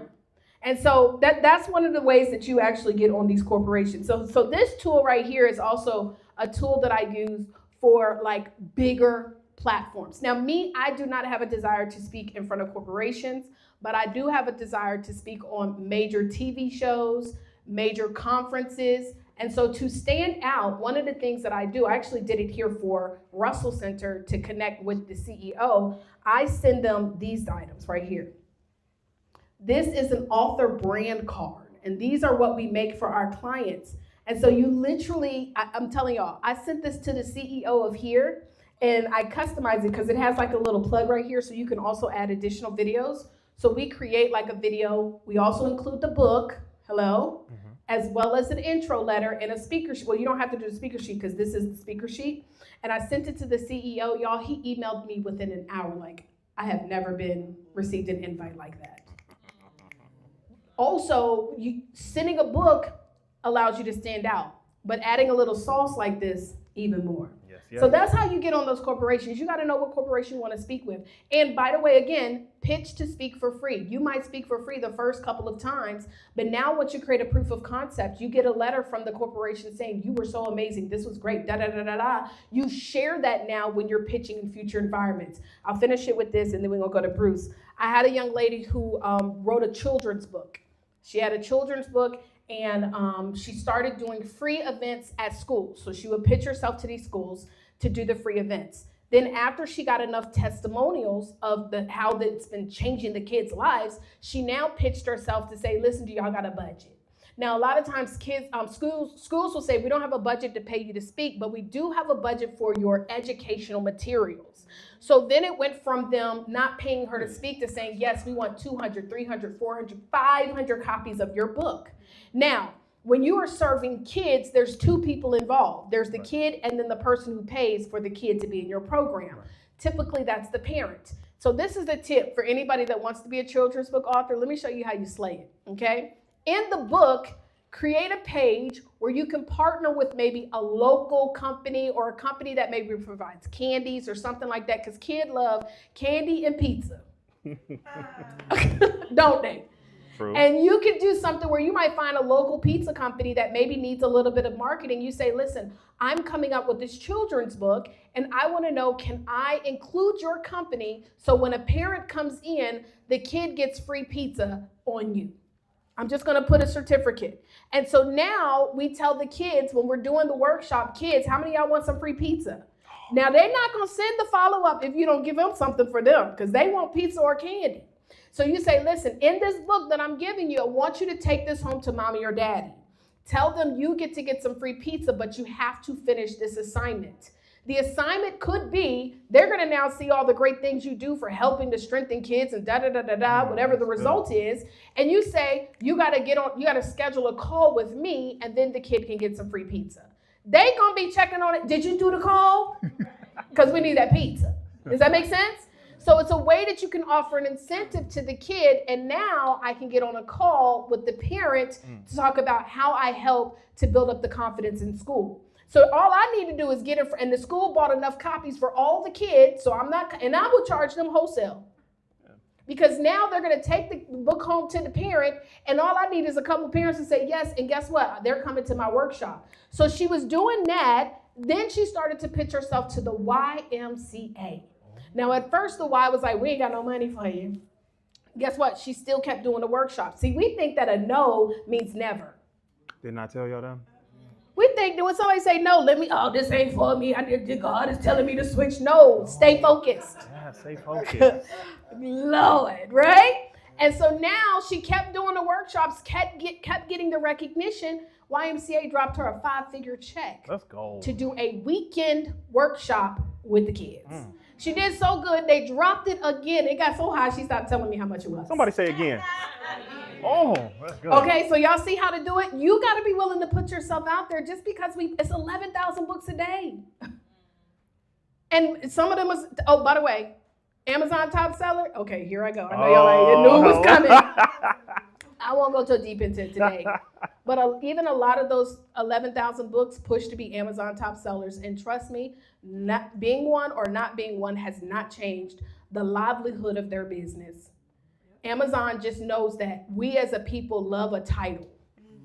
And we'll do whatever we can to get a title instead of focusing on the transformation. You help enough people to be transformed, they will give you honorary titles. And so let's stop focusing on just a title, but focusing on people actually getting the books, reading the books, and then what's next. Yes, yes? Yes, yes. All right. That was good. Okay, so it was a question. What was the fourth question? Closed-ended, open-ended concept and... So, can I tell them a story real quick? Sure.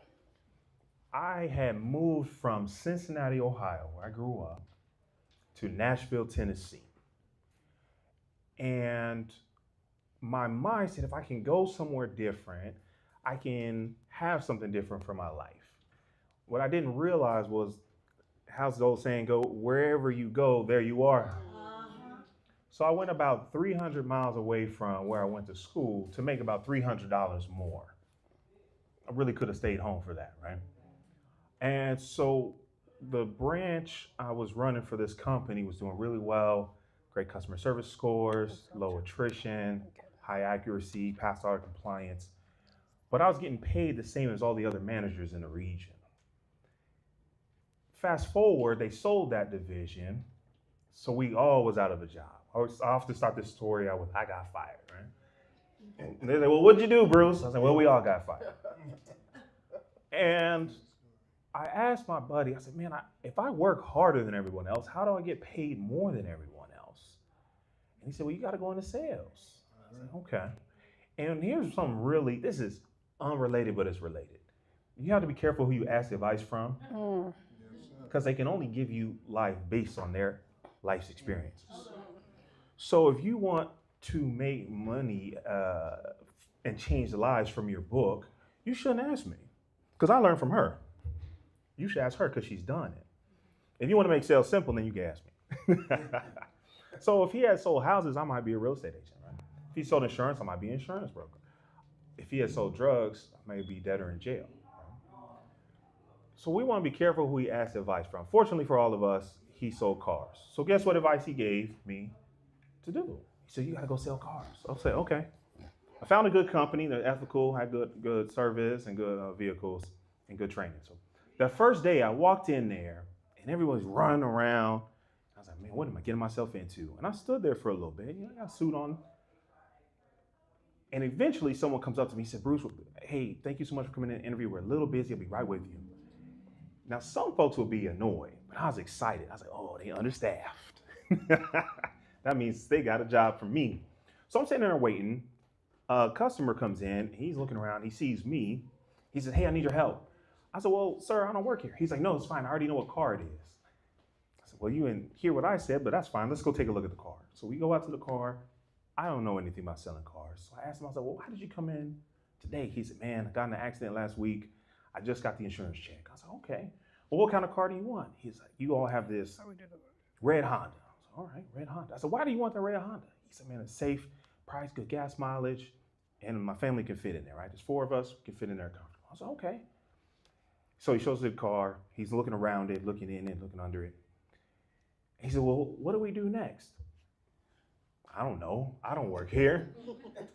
So I said, well, what do you think we should do next? He said, well, I guess we should look at some financing options. I said, that sounds like a good idea. And about that time, the manager comes up. He said, Bruce, I'm looking for you. We're ready for you. I said, hey, this gentleman would like to purchase this car. He looked at him and he looked at the car. He looked at me. He said, you sold this man a car? I said, well, I guess I did. Do you think I got the job? Yeah. Now, I didn't know nothing about selling nothing, but I accidentally asked better questions. So the lesson I want to share with you all is how asking better questions is going to get you better clients. So the 4 questions are, because she's like, Bruce, what's the question? Are open-ended questions. They start with who, what, where, when, why, or how. Those are adverbs for my book nerds. They lead to information. Closed-ended questions are for confirmation and can be answered with yes or no. Do you have any other questions, right? Does that make sense? Now, when we go another layer, there are concrete questions, right? What kind of car were you looking for, sir? There's only really one answer for that question. It's a fact, it's a piece of data. But then a conceptual question, which I think is the 4th one you were looking for, is, well, why are you looking for a car? Who thinks buying a car is fun? So anybody just, man, I'm bored, I'm gonna buy a car. So I know there's some motivation. The reason he's in here, and he told me, right? He said, man, we got in a car accident, I just got the insurance check, I need a car. And those are the questions that are gonna make you the most money. Those conceptual questions that uncover, that help us understand their motivation. Because a lot of people got problems, but a lot of people wanna keep their problems. Let them keep them. We're not here to work with those folks. We are not in the convincing business. We're going to use conceptual questions to find people that are motivated, that are looking for a change, that are looking for that promise, that transformation we provide, and they're willing to invest either time, money, or energy to get there. And we're going to help them get there. They want to tell us yes. We just got to ask better questions. Awesome. Let's give it up. Let's give it up. Okay, y'all, so we're about to wrap it up. I'm going to try to get through these questions pretty quickly, and then I have one final question for you, Bruce. So how do you create digital resources to supplement the book? We actually have an entire all-in-one software for those who are Book Profits Club members. To be a BPC member, it's literally selling 8 books a month. So hopefully you plan to sell at least 8 books, but within that, there's a software you can actually create courses. But this is what I'm going to tell you. Before you create the course, you should sell it. You should start selling the courses before you create them. I learned very quickly that a lot of people sign up for courses and don't take the courses. I've been doing this, it'll be 10 years next month in the book space. Let's give it up for 10 years. Go ahead. I've been an entrepreneur since 1999, but being in this educational coaching space, a large majority of people who sign up for courses, y'all, be honest, how many of y'all got a course y'all signed up for ain't logged in yet? Well. So we think that we need to create these courses before we can actually sell them. No, sell them first and then create live experiences. So when my business really transformed from doing $100,000 in sales to multiple was when I started to create live experiences. So right now we have, like, every week we do a Monday night call that our BPC members plug into. We have some people literally in BPC just because of the call. We also provide, Men's Cave. We just launched this for all my fellas in the house, whoop whoop. Okay. That's all right, I wasn't ready. All right, say it again. Okay, all my fellas in the house, whoop whoop. Is that how, whoop whoop? Okay, well, that's fine. So we actually created a men's cave group for the men and supportive men. So ladies that are in BPC, maybe you have a man and he don't really understand what you be trying to do. Have him plug into the BPC men's cave. And so that's once a month. We create all types of community. Building community is huge as well. So you don't just only want to focus only on digital assets, but also can you create experiences. Maybe you want to do a retreat. People pay for experiences. People are, for example, Dubai. We don't have any more spots for Dubai, but we do have one more speaking spot for Ghana. But even if you just want to come to Ghana, because we're doing some different activities that we did on the last one, it's life-changing. Absolutely life-changing. In fact, when I was talking to our event planner for the Ghana trip, I was telling him I wanted to speak at the university because we outgrew the space at the Cape Coast Castle, which is a slave trade castle. It's where slaves were traded. And the room we were in was the room where they would dress up the slaves and glisten them down. You ever seen it? Glisten them down to sell them. We spoke in that room. It was this one lady, though. She kept going around and asking all the speakers, why would y'all be doing it here? I said, ma'am, I don't know if you understand the symbolism, but we're doing this as free people. At one time, our skin color determined us to be a number. And we are now here free speaking. And so we honestly outgrew that space in the first event, but he told me there's another castle that is big enough. So we might still be speaking again, because it was something about speaking in that castle. I'm not gonna lie, y'all. So creating experiences, but we do have the ability to create those digital products, okay? At what part should the what's next come in? Now. Yep, every chapter. So you need to be thinking about what's next right now. There was this book I read, it was called The Power of the P-U-S-S-Y. I ain't gonna say it out loud, Sunday. So, what? It is a good book. It says something. The subtitle is like how to make a man do whatever you want him to do, something, right? Listen, and it don't even matter, because I'm telling you, when you write a good book, who wrote it is not the number one thing. They like how you do it. Does that make sense? But I'm telling you this for a reason. So when I was reading the book the entire time, I was like, girl, hurry up, let's get to it. What I need to do she got coaching? So I immediately started looking up her name and her coaching programs. Miss Thing didn't even have a coaching program. The fact that she wrote the book, I don't even care. I just want to know, show me what you're telling me to do in the book. Because I need it now. I don't need it tomorrow. Does that make sense? And so when you are writing these books on how to do something, you got to remember, because if you won't offer it, somebody else will. And again, even if you like, well, I don't want to do the coaching, we'll partner with people. I'm so proud to say, I went to this event, and I'm a part of the Atlanta Black Chamber. Is anybody a member of the ABC? Y'all need to join it. It's amazing. Every Tuesday, they have a meeting on Zoom at 8:30 in the morning with 300 plus people there. It's crazy. Anyways, they had a event, the State of the Black Woman Entrepreneur since post-election. When I hear the state of, to me, I'm like, we need to have some serious conversation. And I got up, Miss Me, Taria, right? Because whenever you offered an opportunity to ask questions, you should always ask a question. Whenever you're ever given an opportunity to get up and ask a question in front of a group of people, it's the best time, because that's how you can get in. You speak in front of the whole audience and introduce yourself. So I get up, hi, my name is Taria. I work with speakers and coaches, show them how to leverage their books so that they can get on more stages like podcasts, TV shows, magazines, and more. My question is, and so I went straight to the question, and I was asking about collaboration, because I feel like we as a people don't know how to collaborate. We don't. We say it all the time. And in our mind, my idea of collaboration, or the way I used to think, was, okay, you've got a product.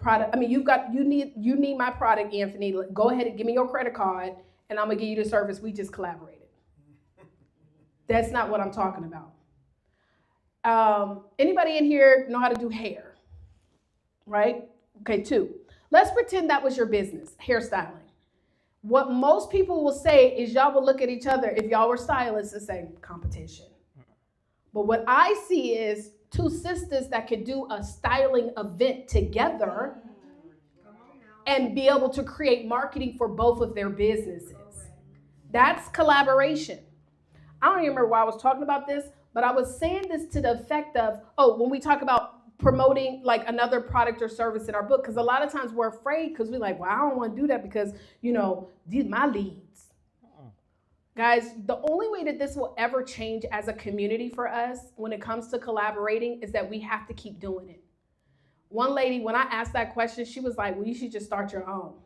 I was like, that was dismissive, because that's not what I was talking about. I was talking about we have 3 chefs in this room right now that we could create an event, a tasting event with multiple chefs. They all invest into the event together. They're all marketing, and now people want to keep coming back for more food. That's collaboration. Not, I just want to come and set up at your event and pay no money, don't do no marketing, and just be there. Does that make sense? And so I was saying this to say that you can be able to collaborate with other people in your book and build multiple streams of income. But let's have some grace for our people.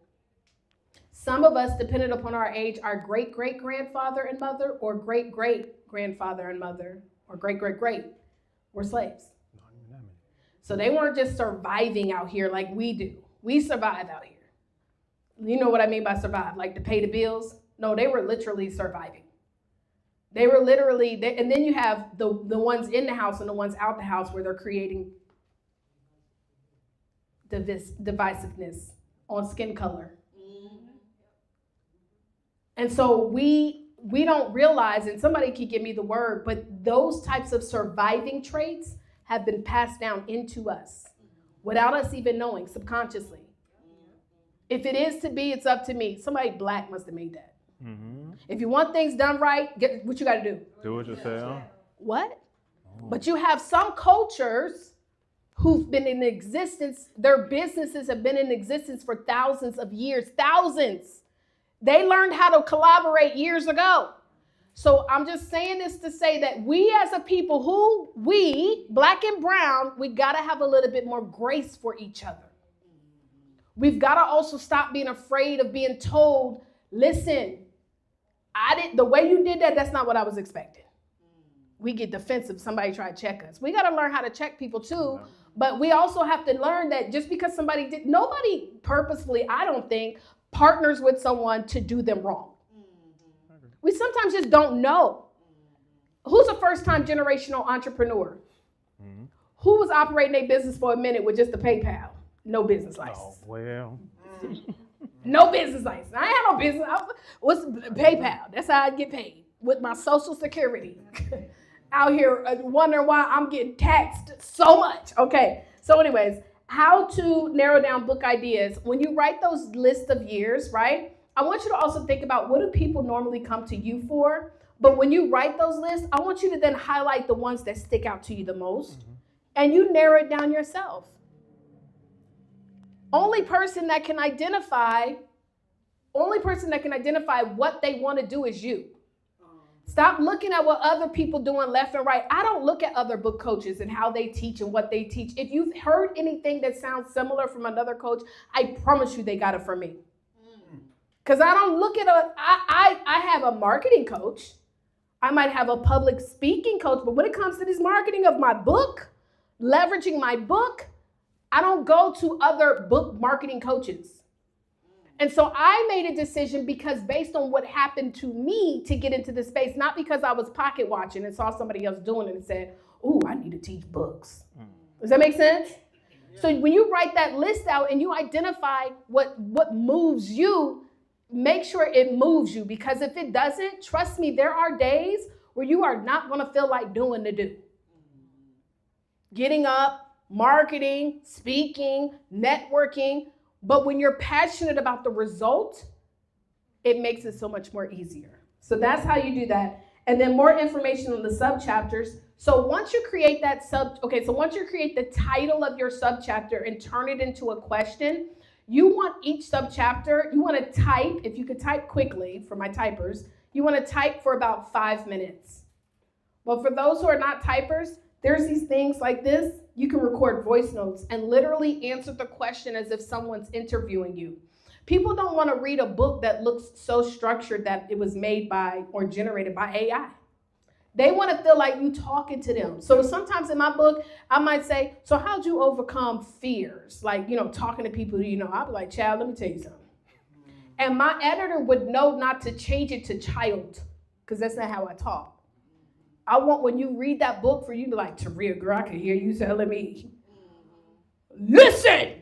It's going to be all caps with an exclamation, right? Mm-hmm. And so when you create the subchapter and turn it into a question, answer as if someone's interviewing you. And when you're using voice, answer it for 2.5 minutes. Each subchapter should be about 500 words. I like to say that, and then you do your intros and conclusion, but I like to say on average, my books, they run about 15,000 to 20,000 words. Mm-hmm. Anything beyond that, honestly, people don't want to read 200, 300 page books anymore. In fact, listen, and guess what, right? You be like, I'm going to read it one day. Some of y'all got them books. You went and bought it because you was like, oh, I'm going to read it. And you cracked it open. You said, I'm going to get to it, right? People love finishing books too.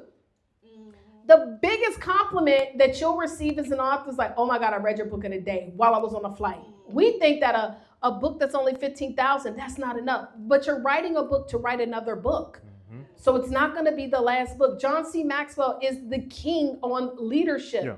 If you Google how many books John C. Maxwell has on leadership, you'll be like, what? It's like 40.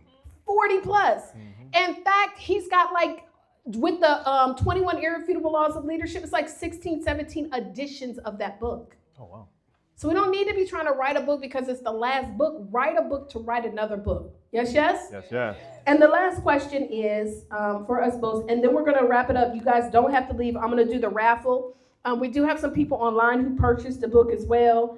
So what I'm going to do for the online is if you're online, you will be entered to win one of the other virtual, because you can't, I'm not about to reship this TV. We're not doing that. That's fair. TV is already bought. Somebody's taking it home today. I hope y'all got space in your car. What was the question? It was a question about, what is your goal, your end goal for 2025?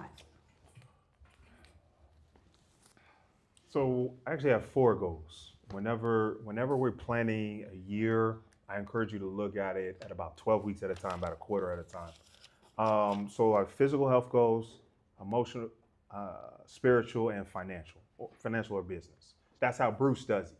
Okay, I'm not a life coach. Brittany, I want you to come up here and share your goal too. So emotionally, I want to spend more time with people who make me better. Now it's not something you can write down. I spend 15 minutes with Mr. Anthony Potter Jr., right? But it's going to show up in how you rest and how you talk and how you think, your internal thoughts. Spiritually, quiet time, outside in nature, that's for Bruce. Cool. Physically, 20 minutes of motion every day. I got And I want you to pay attention to these. These are activities. You can see the results. Like I'm not going to put lose 10 pounds. I'm not going to put meet 5 people. I can't control who I run into or who wants to run into me. But what I can control is, am I somebody people want to talk to, right? So I focus on goals around activities that I can control. And then financially, this year is ambitious. There's a big, hairy, audacious goal. I want to give 2,500 businesses the chance to tell me yes. I like the way you phrased that. I'm gonna make a couple of dollars when I do it. One of my aspirations this year, I've been attending the Author All-Stars Conference with Taria for, I don't know how many years we've been working together. This will be, well, shucks. Since I first started it, so this will be the 4th year coming. 4 years going. So 3 years. Do you all know I haven't won an award yet? And there's 2 reasons for that. One, I didn't apply, so she didn't know. That's my fault. The other times, I wasn't taking action consistently. I just told y'all they can't tell you yes if you don't ask them. So one of my goals this year is to get all the awards. Yes. And I said, well, okay, that's a goal. I want to win awards. What do you win awards for? She's got goals for discovery calls, for 5-figure months. And then I broke it down a little bit further. I was like, well, all of it comes down from how many people tell me yes. And that number comes down to how many people I ask. That's the only number I care about. That's it. How many people did I get a chance to tell me yes? And I've been doing that so consistently. LinkedIn sent me an email. So you got to cut it out or pay us some money. I was like, you got me. And so those are my goals. They're all based on activity. And I'll tell you what, the results are going to be bigger than you imagine. That's why I don't like to put a limit on where I'm headed. Oh, let's give it up. Brittany. Brittany's going to share her 2025 goals.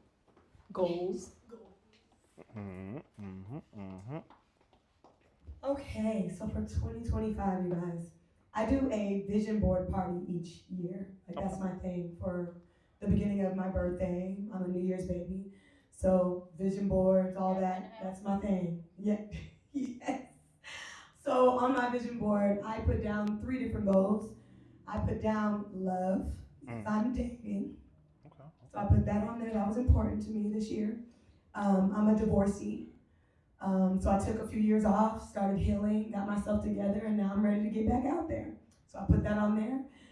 When it comes down to my business, though, I put collaboration. Because a lot of the stuff I have done by myself from the ground up. And my business has been, what I do has been going on for the last 5 years. And I've done a lot of it by myself. And so now I'm ready to collaborate with other women, collaborate with other people that I'm in alignment with when it comes down to energy and healing and helping people heal and all the above. And then the last one is networking. I want to network. I want to go to different events. I want to get out and speak at different events. I just want to connect with people, real people. So those are my goals for 2025. Love it. Love it. Awesome. And okay, so real quick, for everybody who purchased a book, I'm gonna run the names down. I'm about to. I got you. Appreciate you. That's accountability I right appreciate there. you. So what? Sylvia, Michelle, Lene, Aisha, Javon, Ernest, Taurus. Taurus, you a Taurus? No, I'm a Cap. Taurus. Oh. Capricorn gang. What? Gang, gang. Gang, gang. Where did your name? I was gonna say because I'm a Taurus. My mama said I was stubborn as a bull when I was I love it. There it Okay. Lisa, Angel, and then Maiko. So that's everybody who got a book. And, Oh, you getting it right now?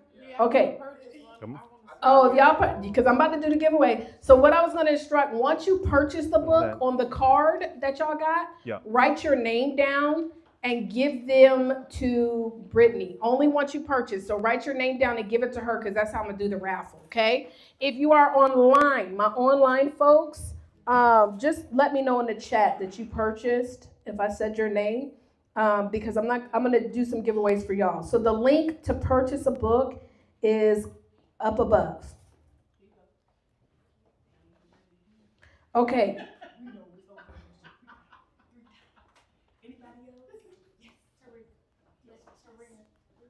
So purchase Yes, it, ma'am. or you want us to purchase them through this link?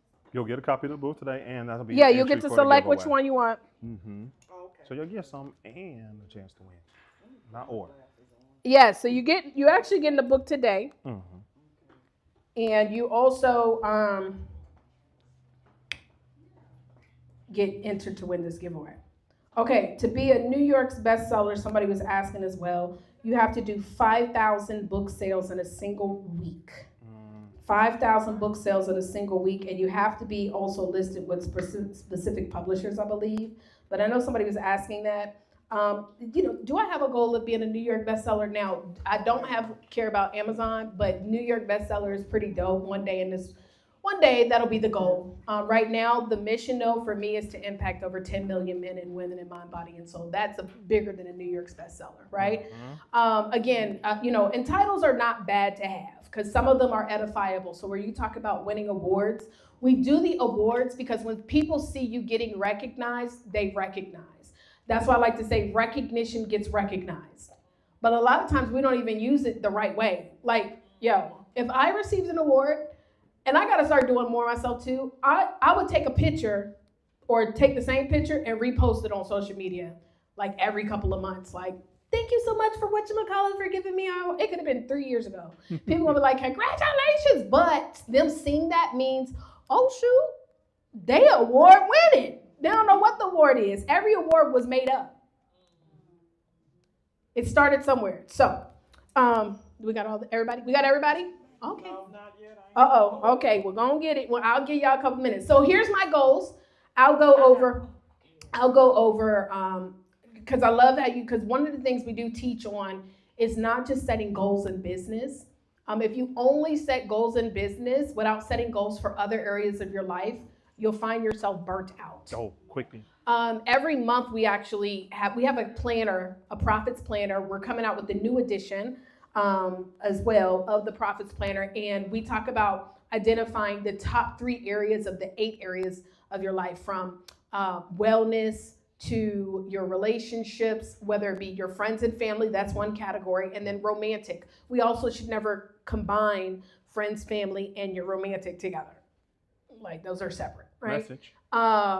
Personal development. Some of us, do we set goals on personal development? Setting goals on finances, and then setting business/career goals. Those are 2 different things.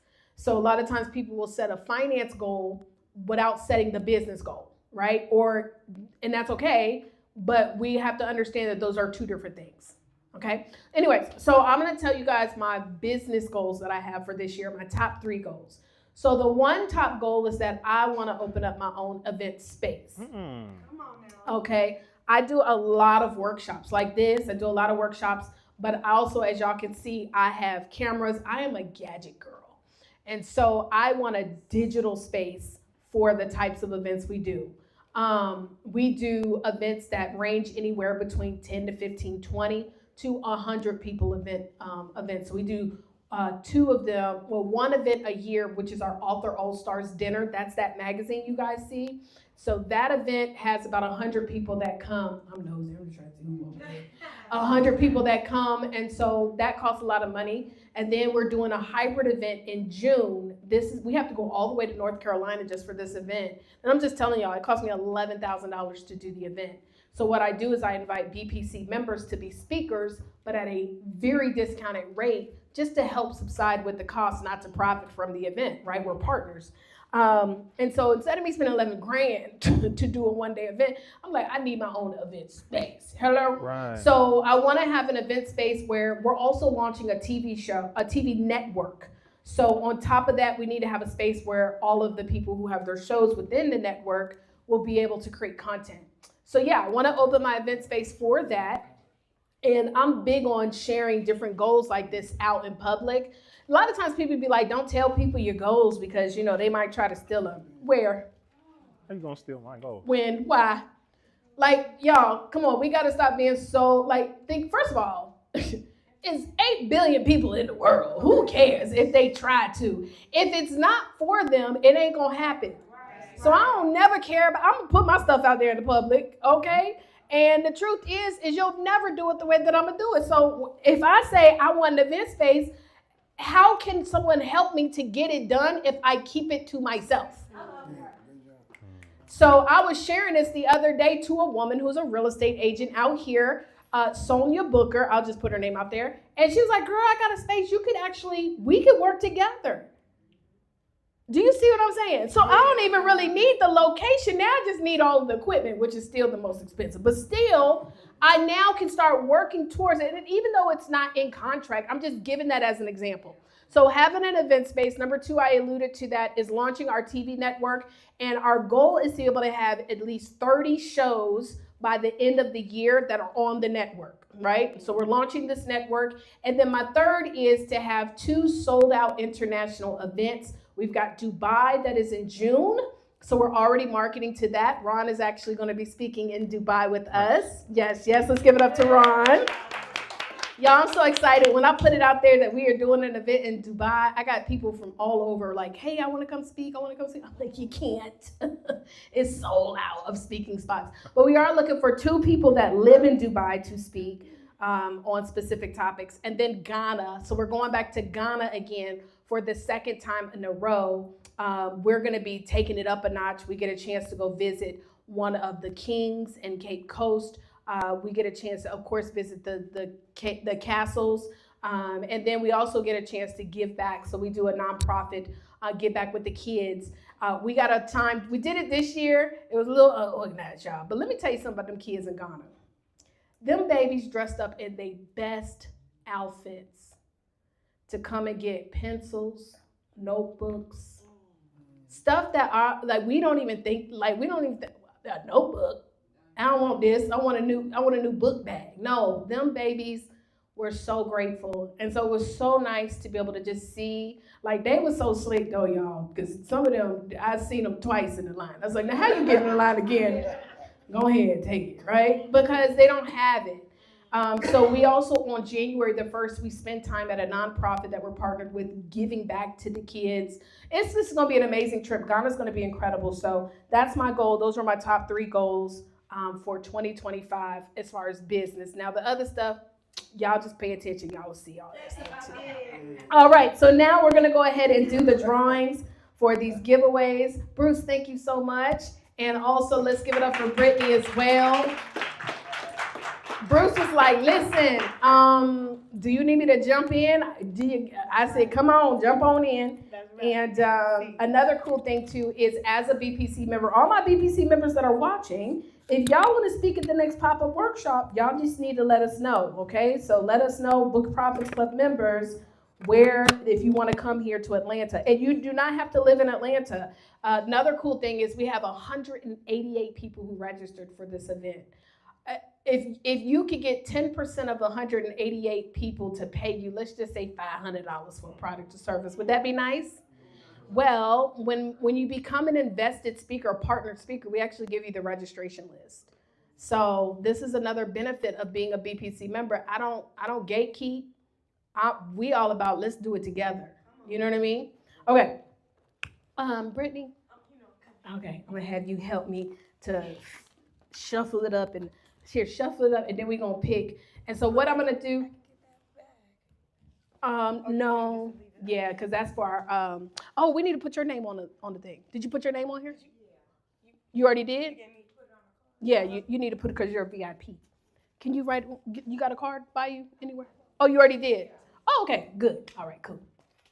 Yeah, just fan it and I'll pick. So the first, what we're gonna do is if your name is selected and you're online, okay, if you're online, well, we don't have y'all. All my online, I'm going to do a separate drawing for everybody online. I don't know. I might be feeling good. I might send somebody a TV online, too, because I see y'all ordering books. I'm going to do the drawing later on tonight, but I'm going to go get me some soul food first, and then I'll let y'all know. Y'all ain't got to be online when I do it, though, so whoever I call, just make sure you pay attention. All right, so y'all ready? Drum roll. This is going to be for the these. Now, why are these important? So a lot of the tools or a lot of the gifts that I give away are things that you can use when streaming. Guys, one of the things we teach our BPC members is that once per week, how many times? Once per week, you should go live on social and give some tips.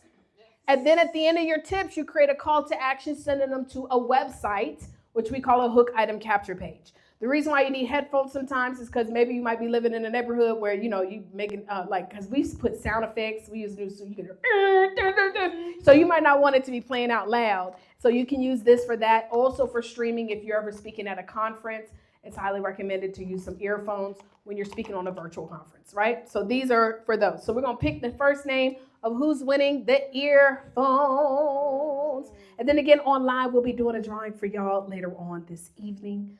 All right. Ron Holloway!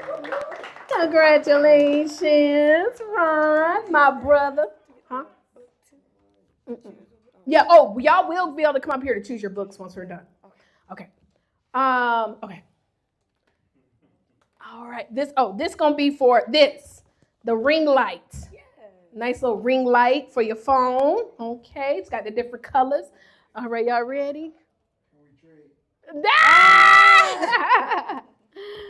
All right, and we've got Sylvia. Yes, come on, Sylvia. Yes, darling. He's gonna take a picture of you too. Our photographer. By the way, Carlos, y'all, let's give it up for Carlos. Carlos, if you guys look at the footage that was done at the Author All-Stars dinner, this was who and his team came in and did an incredible job. He does all of our pictures for all of our pop-ups. If you need a photographer, whether it's even for professional or events, please make sure y'all get his number. You didn't need Anthony's pictures as well? Yes. Okay, let's do it. Oh, this is so this is a light-up microphone. So if you ever watch me on a stream, I love my light-up mics, right? Always creates Lisa like, yes, give it to me. So we're going to do a light-up microphone. I'm going to also do a light-up microphone as well as the, for online, I'm going to do what did I just do? The ring light and an HD tablet for online. But let's see who won this. That's the one. All right. Regina! Oh! Where? Y'all name Holloway. Did y'all know that? Y'all might be kin. Or it could just be a slave name. Okay. And be like, Avant, where it come from? My masters. All right. Okay. So this is for the 50. I hope y'all can carry this home. If you win it now, don't be talking about, yeah, I can fit it. And then it ain't going to fit. Okay, so it's got to be able to fit in your card. Does that make sense? Okay, who won it? Who think they name about to get called? Okay, she said. Y'all can't be shy. Yeah, good thoughts. Look, he said, that's me. That's me. Okay. All right. And we shuffled them up real good. Hold on, shuffle them. Who about to win the flat screen TV? Hey. I think I should make Bruce pick it. Bruce, come pick it. Yeah. It's gonna be Bruce. It ain't gonna be my fault. It's gonna be Bruce. Let him be the bad guy. We're gonna make Bruce pick, and then online tonight we will do a drawing for y'all. All right. Close. Hey. All right. Okay, who we get? Who's got to look? Angel! Come on down. Yes, girl. Yeah, come take a picture about this. You ain't got to carry it now. We're going to get one of the men to help take it out. Like, carry it too? Nah! We got a wagon.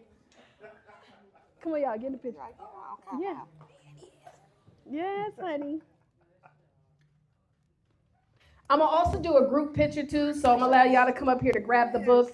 And then we're going to wrap it up now. So online, again, we'll do the drawing probably tonight. I want to say about 8:30, 9 o'clock. I know it's late. For those online, you don't have to be watching those. So if your name is called, I'll send the link. You'll just need to send me your mailing address so we can ship it to you. Okay, so everybody who did purchase a book, come on up here now to grab your copy. If you did not, we still won't have you to come up here to take a group picture, but come first come, first serve. So, and if you're not sure, the information of what it's about is on the back. So you can grab it and look at it, and then we're going to have everybody to come up here so we can take a group picture. Of course. I will autograph it after we take the pictures, but I promise you I will autograph it for you. And yes, another thing is please don't leave here without connecting with at least two new people, so that, because listen, you never know who you are in front of. Maybe take a selfie with each other, tag each other on social. Grab your book and we're going to take a picture. If you did not get a book, though, still come on up here because I want to take a picture. I love those pants, by the way. Yes, honey, look like twirl. Don't leave. Stay up here, y'all. We're going to take a group picture. Don't leave, everybody. Come on, stay up here so we can. No, hold your book, though. I need y'all. That's photo. I need that photo with the book in your hand. You have that book in your hand.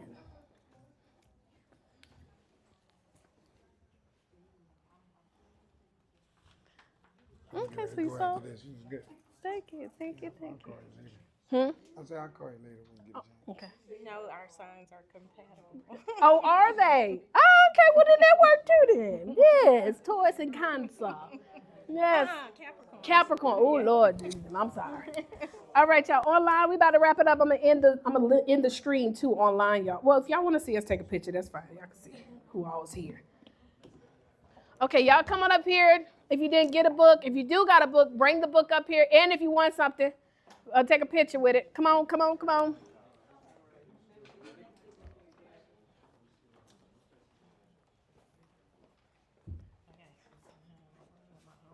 Oh, okay. Yeah, scoot in, scooch in. Yes. Yeah, we might need 2 lines if we need. Okay, there you go. Closer. Okay, come on, y'all. In the group. Can you see everybody? Okay. Okay, 3, 2, 1. Okay. Nice All right. Thank you, guys. Nice camera. Oh, yeah, you might need to you need some pictures. Did you bring anything? Any suits or anything? Or, you know what? Do you have any logo stuff? Oh, no. I went to look down the street, too. I was going to buy a suit, but the line was too long. Oh, y'all can have one of them donuts too. Yeah, he left them for me. Yeah, I did. I want you to do, if you can, to get like in a suit. I got him, and then I also got another dope design. Yeah, it'd be either Monday or Tuesday. Whatever. That's fine. Okay. I'll figure it out. Okay, let me know. Well, I'll message Carla. Okay. All right, I'm gonna sign the books. Hold on, I'm gonna turn off the stream. All right, stream. We love you. We'll see you at the next workshop. We'll be back. I was streaming with my new device today. So proud of it. It didn't cut off. If you you'll get an email. You already know I'm following up. Yes, ma'am.